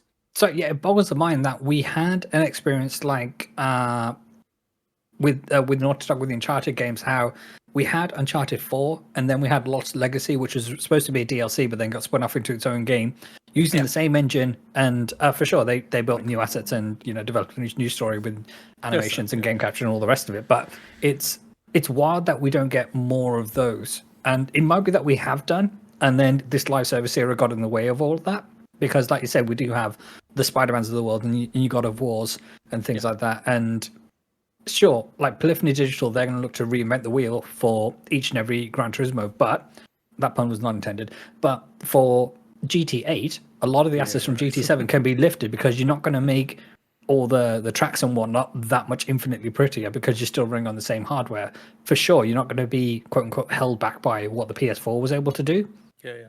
As if you remember, GT7's a cross-gen title, but you don't have to start from scratch all the time, and it's not a bullet point that I look for on the back of a box. Not that not that I'm looking at the back of the box too much these days, but in terms of all new engine and things like that. So, and the lessons to be learned in terms of Kojima's team using the Decima engine, which Horizon was built on. I was going to say, do you remember when that was a thing? Like Halo, now in the Slip Space engine, and it's just like, I don't know what that is. What is that? Am I supposed to be excited by that? And then like Death Stranding being all like, "What? It's the Decima engine!" Whoa! It's like, I'm glad we're past that era now.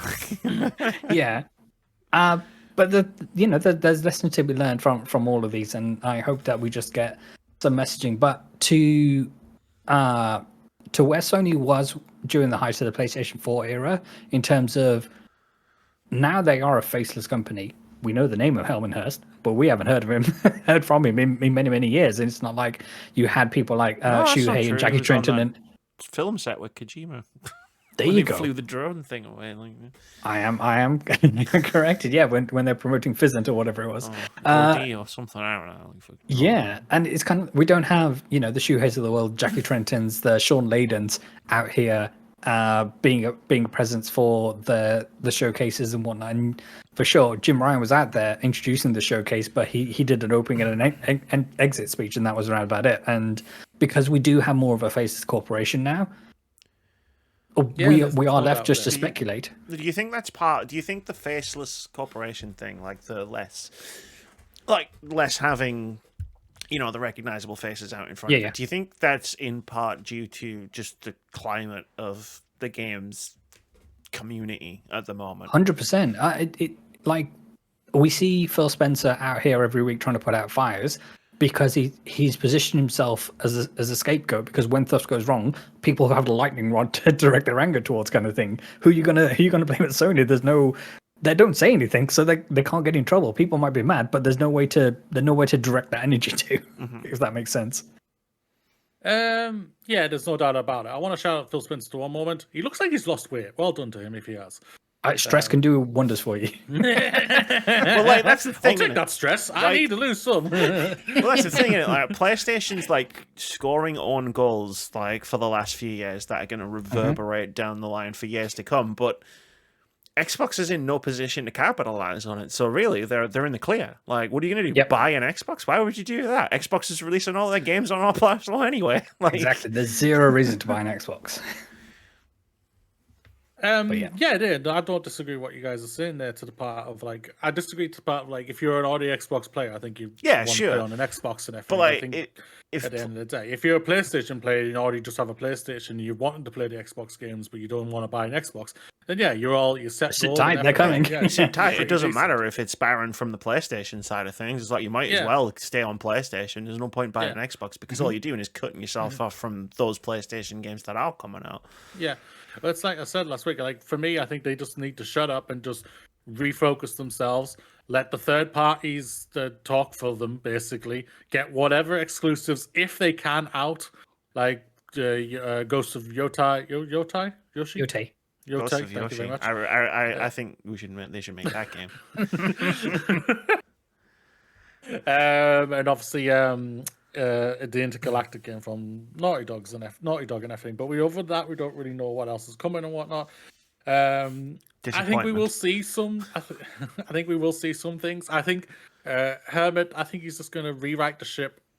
Let me rephrase that. I hope he just rewrites the ship and just get them back on track. Like, they don't need to worry about not having games on the console overall, because like you say, they now getting the Xbox games. That's fantastic. They've still got the other 30-party games basically coming to them, all the amazing indie games that they can get onto them, and everything. And like, just do that. Start getting those connections back into the developers that you've seen like you're breaking, basically, because you've wanted to create deals with other companies that just are asking for too much money or something like that. But either way, Sony just PlayStation 6, no doubt about, they are now probably internally now talking about the PlayStation 6. Like I say, it's probably coming to 2027, 2028 or something like that. Unless they decide they're going to delay it, whatever they're going to do about it when it comes to hardware. Yeah, they're always, as soon as come out, they'll probably want to try and still come out and say, we have the most powerful one or something like that. I think overall power now is eventually going to start fading away. And I'm hoping PlayStation actually take heed to this, because all they need to do is all we need is a console that it can just do the stuff that we needed to do. We don't need the most powerfulest thing or anything like that. Over the last 7 to 8 years, developers have been proving power doesn't care. Power is not the biggest factor, because they've been doing nothing but be able to get them all on the Switch. Yeah, and the same goes for the. Yeah, if power was the be all and end all, the Nintendo Switch would have killed Nintendo as a company. yeah. And the same goes for, like, even though development wise, it's the biggest pain in the ass ever, the Nintendo Switch, but also the Xbox Series S is the biggest pain in the ass to develop wise. It's one of their best selling things. The Xbox should be happy about that as well and everything. Like, that also shows, like, that's the best selling console for Xbox compared to the X. So, like, power, people do not care about the power whatsoever. So my hope is that I think they've seen the success of the portable. They've seen the success of Switch. I'm hoping they're going to try and do their own version of a combination, but I don't think it's going to be like a Switch PlayStation version. I think it's going to be basically what they hoped the PS4 and Vita was going to be. That's what I think they're going to do. Yeah. If like a portal-like device could have native capability, I think that'd be a huge win from them. Phil Spencer was making some interesting noises about the Series S this week with relation to the Xbox handheld, which they are currently working on in terms of, I think he was, and I might be connecting straws here, but they were kind of saying that the S will be a similar power level or horsepower level to what a portable would be. So all the developers complaining about how hard it is to develop for the S, and they were saying, well, they develop for a wide range of PCs, so the S shouldn't be any different from that. And if a Xbox portable is going to be of a similar power level, then their goose might be cooked on that one in terms of how much the game will move on in terms of what Valve is doing. And for sure, they're not going to be put on they're not necessarily going to be price parity between the two, from like the next Steam Deck to whatever the next Xbox handheld is, kind of thing. So the issue with anyone who enters the portable market who isn't Nintendo, who do their own thing, is going to have is, like, Steam have admitted they sell the Steam Deck at a loss. Like, they don't make money on it. So, like, if you're Xbox and you might make a portable console, which you've never actually said they're making a portable console, it's just a bunch of people making rumors. the Xbox to get price parity with the Steam Deck is either going to have to eat money or sell at a higher price. At which point you just go, well, hang on, all your games are coming to Steam, I'll just get a Steam Deck. Yeah, and they've boxed themselves into a corner here, like, quite spectacularly. Like, masterful gambit, sir. To answer one little thing of just like what you were saying, bits of like hardware, about the hardware, it's like developers may be sick of, might become sick of that. They're only, from what I've seen and what I was obviously when I was working with them, working on them and everything, they're only sick of them because of the certification tests that we have to do for it. Basically, Xbox require basically to have the same frame rate and performance on an S as well. If it's on the X, it has to be the same on the S, which is incredibly difficult to be able to pull off. And that's not how PCs work. Like, if I'm playing a game on my PC and Moody's playing the same game on his PC, I've obviously got the settings dropped lower. Like, my resolution might be different, my frame rate might be different, like a bunch of my graphical texture settings or whatever would be on and off. It's like, that's not how Xbox wants it. Yeah, that's the thing. That's why obviously the whole hubbub with Baldur's Gate a few years ago and everything for it. If Xbox come out and just say, which I think they're actually going to start, because of how Baldur's Gate was for them and everything, and they had no choice. they had to give in to it. Oh, yeah, I think blew it's my a big PC up. I think they might just make a decision, and I hope they would. Is that they don't have to be the same.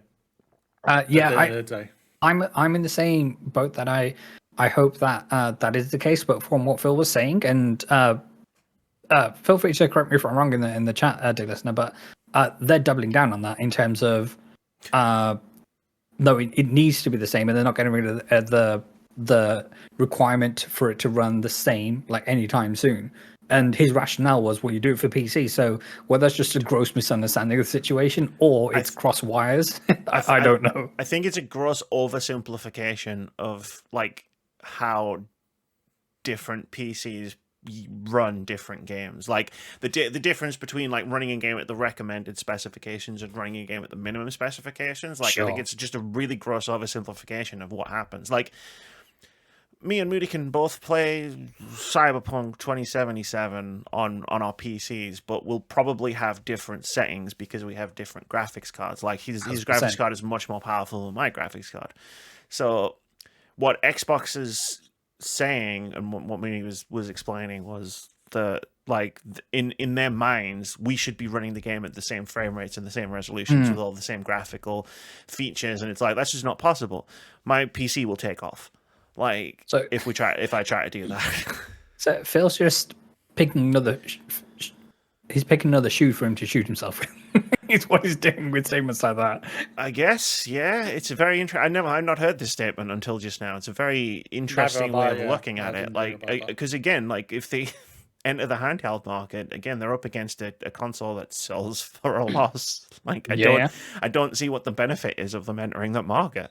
I stand by that. Sorry for putting it. For me, the majority of people, I don't think, give a fuck about Microsoft throwing out a handheld, because I don't think it's ever going to sell whatsoever to what they would want it to be. Like Nintendo and Valve have basically already conquered that market and everything. PlayStation have been able to get a little bit of a slice of it. That's why I think PlayStation will try and get further into it and everything. But Microsoft, just stop being idiots and put Game Pass on Steam. Just let them put the games on the Steam Deck. It's done and dusted. Blah blah blah. Yeah. And then you're done. That's all. Go back to being a fucking full-on software developer. Put it on. This whole thing is just pathetic. Let Steam take their 30% cut. You're gonna make a fuck ton of money. EA plays on Steam, right? Like, you can get EA play on Steam. Mm-hmm. Yeah. I'm pretty sure. Correct me if I'm wrong, though, chat.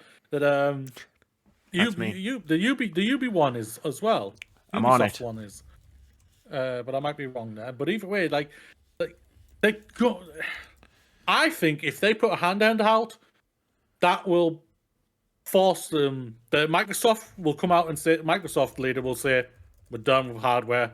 We're done. You've just forced us put so much money into this. It's not selling what you think it was going to, and now we're at a loss, making us now and everything." And that's what I think it will force. And that's where, like you and me, Vitz, were talking in Discord.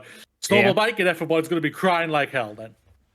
Because they already are. It's not going to do well. I honestly believe that. I've said this has been my point for the last year. Well, it's been going around. It's like, it's not a good idea. And I think the fact that all of the Xbox influencers keep saying it's a good idea is making them think it's going to be a good idea. And it's like, it's a terrible idea. They are drinking the copium hard. Like, maybe if Xbox games were exclusive to the Xbox platform, maybe it might work, but they're not. So don't. You can get all these games on Steam. Yeah. They've already proven that their games being exclusive doesn't sell hardware. It didn't. They were never selling a console. So it's like, for me, it's like, Xbox need to just not do that for me. If they want to survive, they need to not do that. I'm sure it won't be too long before we see some movement in that space anyway. Ubisoft Plus is not on Steam. Oh, okay. But I think you can get it through Ubisoft, whatever they're calling the app these days. PC app. That's going to go away by the time they get sold by Tencent anyway. Sold to Tencent. Don't. That's future Amy, Vitz, and Moody's problem.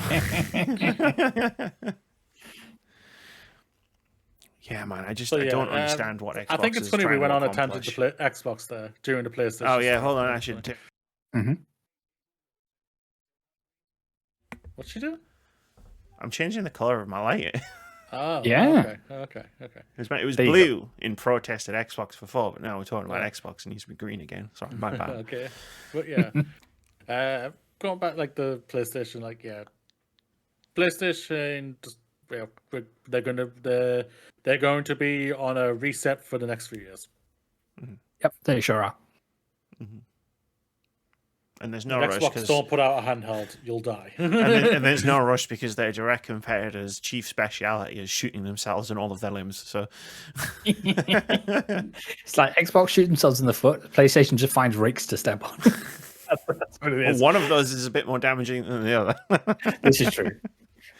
But I just like the sideshow bob of every time he steps on a rake. Yes. I just want to say, I hope I'm wrong. If they do put out a handheld, I hope it sells amazing and it's fantastic hardware. And now all three of us have bought one and we're playing it like crazy. I'll be happy enough to eat shit on it if like it sells 100 million units and everybody loves it and we all love it and it saves Xbox and turns the entire company around. But like, I just don't see it. I don't see how it's possible. And if only the Xbox influencers are picking it up, then we're not taking another they're week. fucked. They're royally fucked. So like I could buy them 10,000 times. That's not enough. God bless that man. God damn. Quite late in the day. I'll do a quick indie game review. Sure. Yeah, so anyone who's following along with with my backlog project, there's a link in the description of the spreadsheet, will have noticed that I played and finished a brand new game last week called End of Magnolia Bloom in the Mist. And I accidentally closed. I had the tab open for the Steam page, and I accidentally closed it when I was looking up the Ubisoft Plus thing. Yeah, so it's a Metroidvania. Can we come up with a better name for those? Like, I think it's a dumb name, but that's beside the point. It's a fantasy Metroidvania. It's a sequel to Ender Lily's Quiet of the Night, which apparently is currently available on Prime Gaming. Yes, Prime Gaming. And it's very much 2D, action-focused, explore a map, get new powers, explore more of a map, get even more new powers, and so on and so forth kind of game. And I think my top level takeaway from this game of playing it, I think 16 hours. 16 hours was, it feels very good. Like the first one Put it did on the back too. of the box. Like it like you get the controller in your hand, you start moving, you start doing all of the attacks and the jumping, and the platforming stuff. It just feels great. Like I try to change the controls to see if they made I could get them to make more sense to me, because for some reason dash is on R2, which took a bit of getting used to, but it made everything worse, so I changed it back. I was like, oh no, my muscle memory's gone as shit. What do I do? But yeah, no, it feels really good to play, which I think is probably like the one thing you want out of this genre. Is like, does it feel good to move? Does it feel good to fight? It feels good to do both. Like the key sort of, I don't want to say gimmick, the key sort of unique mechanic of the Ender games is your character that you're controlling isn't actually doing any of the fighting or using any of the abilities. What you do is you go around, and as you fight bosses and defeat them, you do some shenanigans and you like collect their souls or whatever, but like not in do a like, Shang Tsung. Your soul is mine. not in like an evil way. For whatever. Oh, sure. It's like the souls in a nice way. Yeah, it's not like in Dark Souls. It's like a nice version of Dark Souls. But so like those, they have their own abilities. Sometimes those will be like abilities you use on the map. So like you get a double jump, or you can like launch yourself like from the ground into the air, like through like breakable platforms, or just really high. And that helps you with sort of unlocking new areas of the map. They also have like combat abilities. So they'll be like the sword fighting melee one, and then it'll be like, okay, this one has guns, so like you can shoot, and then like like this one has something else, like a different, like a heavy attack, something like that, and then you assign 4 of them to the 4 buttons, Which again, this is why it's weird, because it's square, triangle, circle, and R1. Because we need X to jump. Yes. We can't just jump with R1. That's too weird, I guess. But yeah, so like, you have like one that'll do a parry, like if you time it perfectly, which you need for one of the bosses. So I actually learned parry timing, which was, I don't like parrying. I'm just gonna say that. But it's a really cool system of like how to like unlock new abilities, because you can level them up and make them more powerful as you like find upgrade materials throughout the world. But it very much is just like, okay, here's a ton of different like types of moves, like attack moves. It's like, just pick what you feel comfortable with. And for the most part, it'll work. Like, I'm sure I could have learned to dodge the boss that I ended up having to parry, but I just didn't have the patience, like, to figure out like how to dodge. So I was like, you know what? I'm pretty sure I can figure out the parry timing on this. This is Dark Souls, and it felt kind of good. But like the whole game just feels great. Like I loved like getting a new power and then being like, okay, the game obviously wants me to go this way.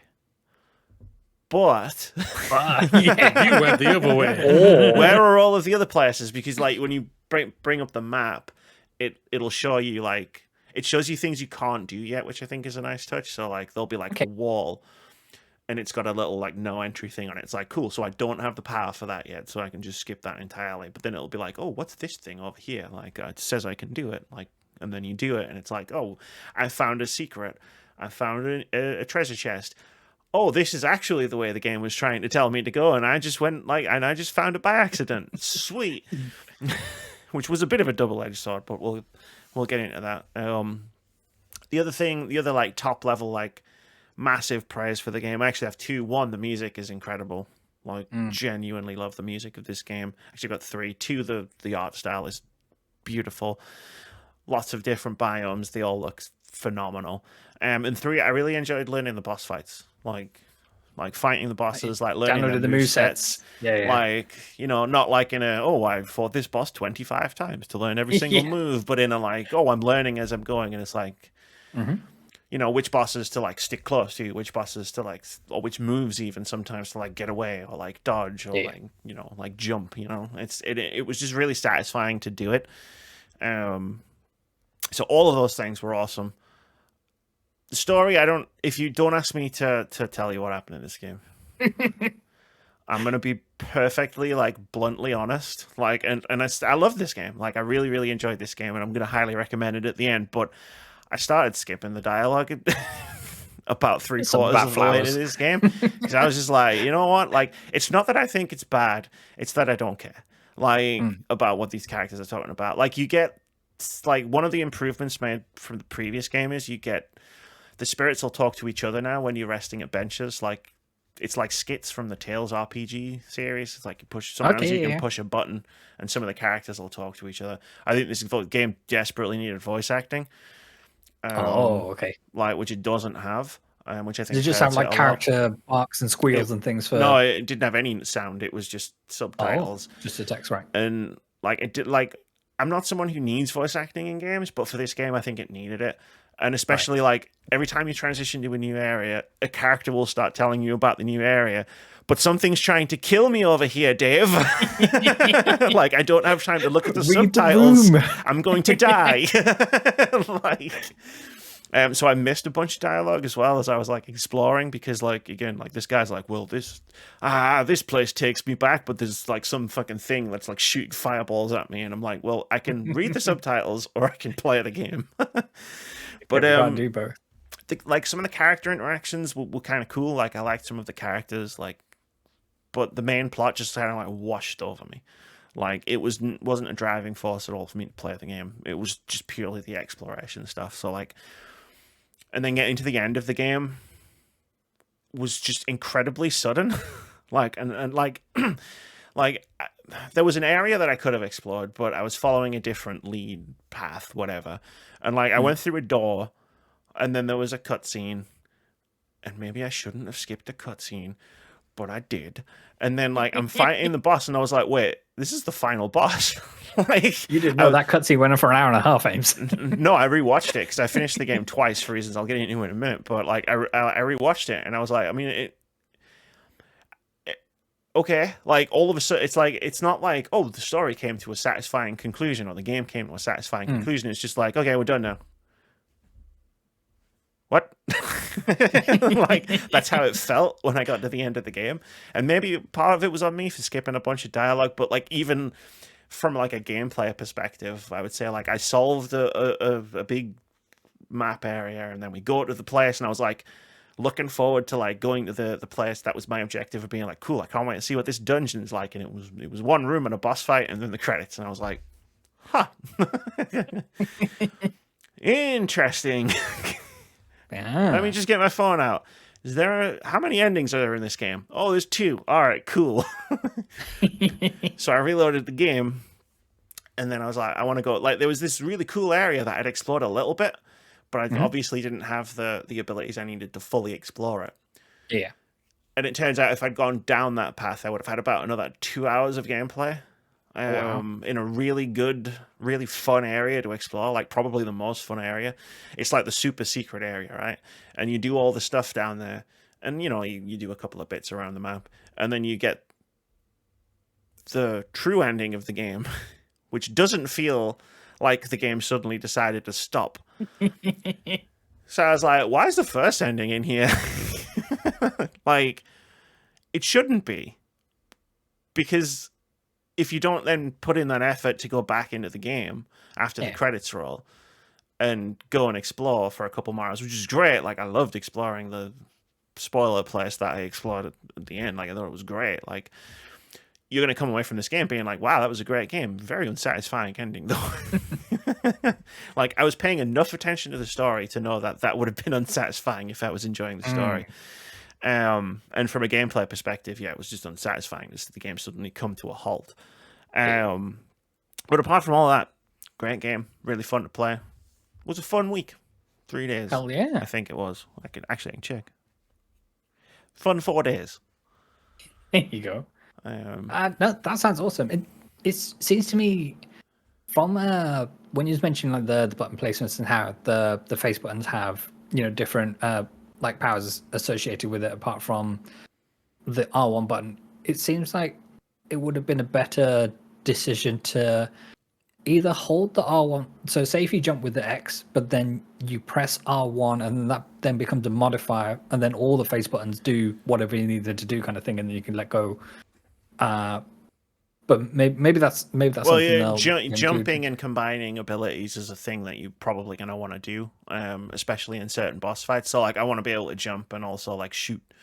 So I like the idea of like switching and this is just for me. It's just like how my brain works. Like the idea of like switching what the face buttons do in the middle of combat. Like, I was just about holding on to like what all of my buttons did.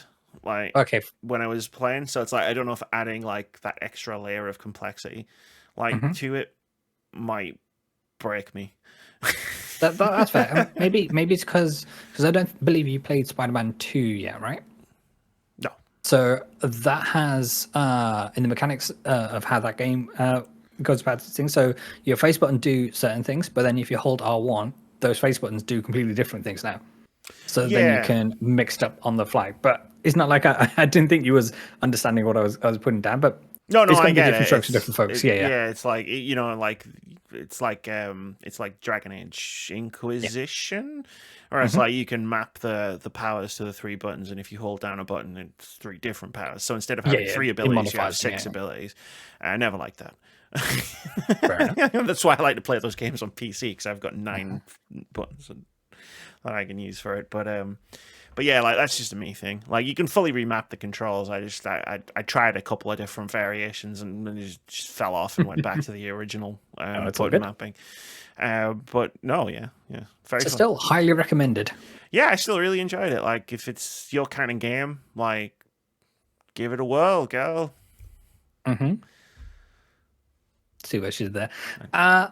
Would you say that the first game is a decent representation of what this type of game is, or are they completely vastly different? They're very different. Like in mechanical terms, they're quite similar. In how they work. The first game is very much gothic fantasy. The second game is still fantasy, but more like Final Fantasy VII's version of fantasy. Like there's a lot of technology stuff mixed in with it. So like you get two different vibes from the games basically. Okay, good to know. Yeah, techno futurist fantasy. I don't know what the fuck it's called. All I can hear is Barrett saying, "I don't give a fuck who you are."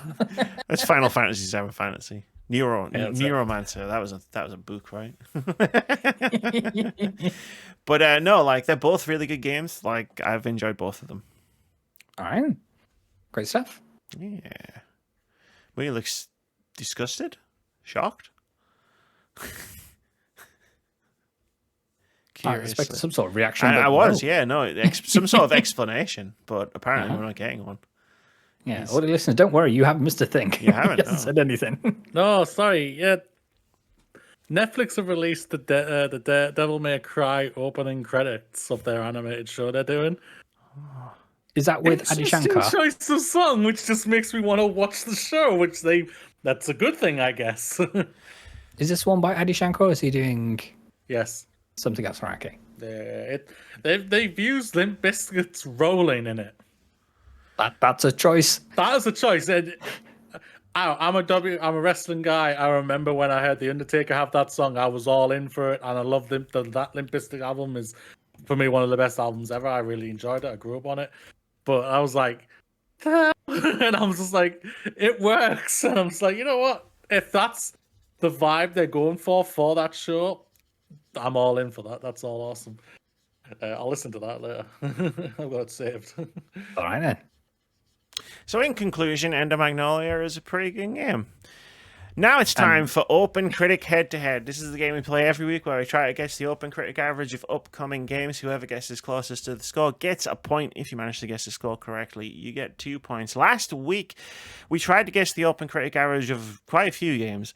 The first one, Eternal Strands. Vitz, you guessed it would get an 82. Moody, you guessed it would get an 84. I guessed it would get a 79. At the time of recording, Eternal Strands has an OpenCritic average of 75, which means I get the point. GG's. Finally on the board. I'm not gonna win. Moody's gonna win. So like I don't. He's already won. I just gotta make it interesting. Yeah. The second game we tried to guess the OpenCritic average for was the Stone Madness. Vitz, you guessed it would get an 89. Moody, you guessed it would get an 85, and I guessed it would get an 87. At the time of recording, the Stone Madness also has an OpenCritic average of 75, which means Moody gets the point. Yeah. And Vitz. Dang it for other reasons, Moody. I'm very happy for you. We also tried to guess the OpenCritic average of Tales of Iron 2, Whiskers of Winter. Vitz, you guessed it would get an 89. Moody, you guessed it would get an 83. I guessed it would get an 80. At the time of recording, Tales of Iron 2, Whiskers of Winter has an OpenCritic average of 78, which means I get Wow, was I wrong? I was so wrong. Indeed. Even I didn't think it was going to get anywhere near that, and I'm the one that bought it in Fantasy Critic. I was like, if I get 10, I'll be happy. That's it. We also tried to guess the OpenCritic average of Sniper Elite Resistance. Vitz, you guessed it would get a 76. Moody, you guessed it would get a 75. I guessed it would get an 80. And I guess people just aren't sick enough of Nazis yet. Because Sniper Elite Resistance has an OpenCritic of 74, which means Moody gets another point. Lastly, that was a close one, unlike every other one. Lastly, we tried to guess the OpenCritic average of Citizen Sleeper 2 Starward Vector. Vitz, you guessed it would get an 89. Moody, you guessed it would get a 92. I guessed it would get a 94. At the time of recording, Citizen Sleeper 2 Starward Vector has an OpenCritic average of 84, which means Vitz gets a point. We're all on the board. Puts the current scores at Vitz 1, Amy 2, Moody 4, with 0 draws. Yeah, fuck draws. I think Draws is going to come. It's going to come good. Storming back. It's going to come storming back. It's going to beat one of us. Probably me. I don't know how seriously I'm taking this game this year. Let's do some more predictions. We got 2 games to predict this week.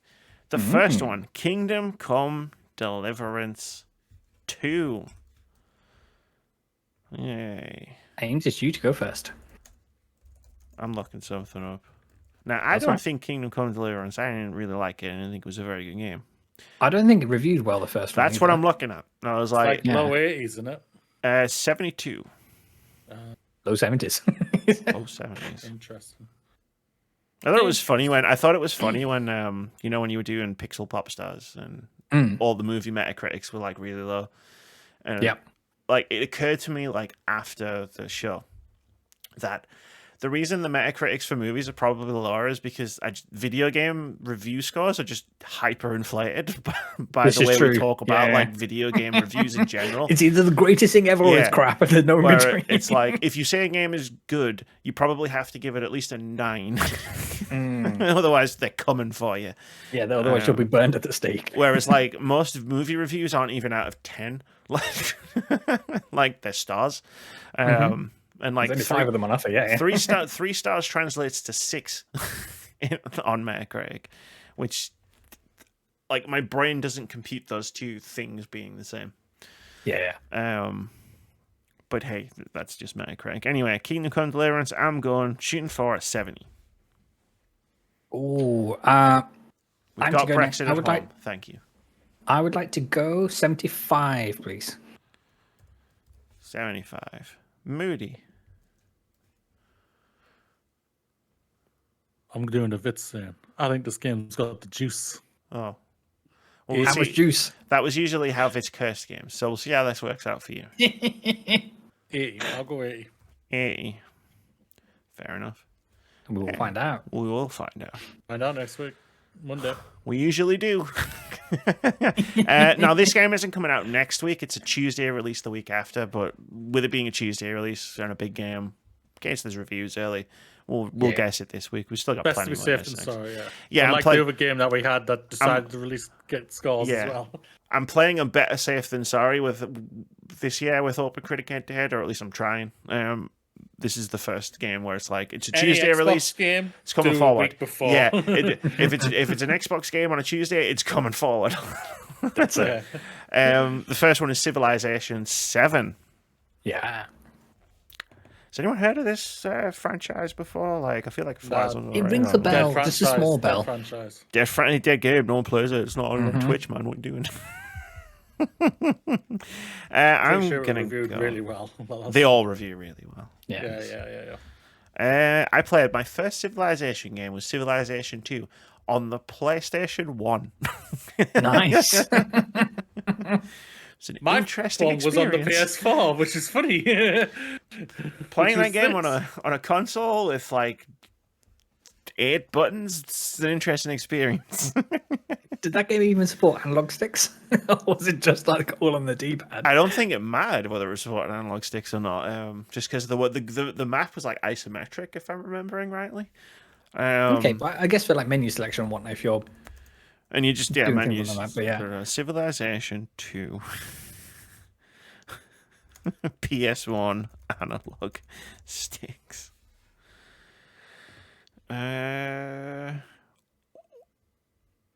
Wow.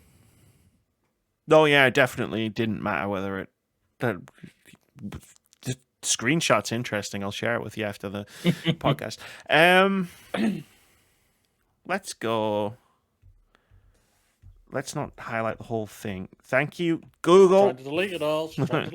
91. I think that's a strong score. I'm going to go with a 90, please. Gee, I wonder what Moody's going to say. Is he going to go 89? Someone's getting boxed in. That's all I'm saying. Yeah.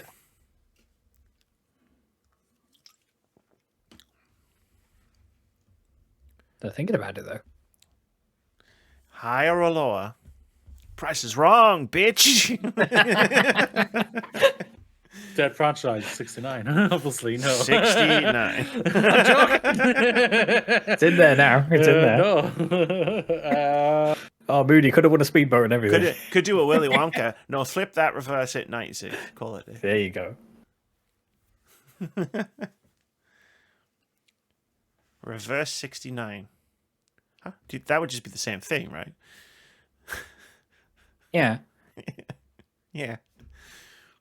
I'm going to play it safe. I'm going to box Vitz in 89, please. Nobody puts Vitz You in called the the corner. aims. Well, he was either going to go above me or If below it's one of you. those three Yeah. scores, 2-2 for me in Fantasy Critic. Hey, yeah, sure. All aboard on the 2-2 train. Your positioning in Fantasy Critic draft order was just too much for me to be able to, like, you were sniping all the games I was, like, thinking I might get. The one snipe I did get on I you always got forget. cancelled. Yeah, I always forget, like, Avril and Russ make some weird picks, like, orders, right? Like, Yeah. it's like, your first games could go later. And I always forget that when I'm making my damn list. The entirety of April's list could, apart from a couple of games, she could have got for free or for $1, and Yeah. we wouldn't, because we would never have Buy that them. for $1. She could have literally shout out bought to RoboCop. most of her games for a fucking dollar. Your move, creep. Let's see. Should I bring Shire, that for Fantasy $1. Critic 2026? Your move, creep. Exactly. Craft $1. Sugar Dew Island $1. Fantasy Haven $1. Teen Bookshop. Alright, some of those she did buy. $1. Yeah. You're into Coffee games Talk. she has bought now. Tokyo $1. She could have got half of them for $1. Yeah, you're into games that she probably did get for $1. Mm-hmm. But either way, I can't pick. I can't pick the Pixel Shire, so it's all good. I'm thinking about counter picking GTA 6.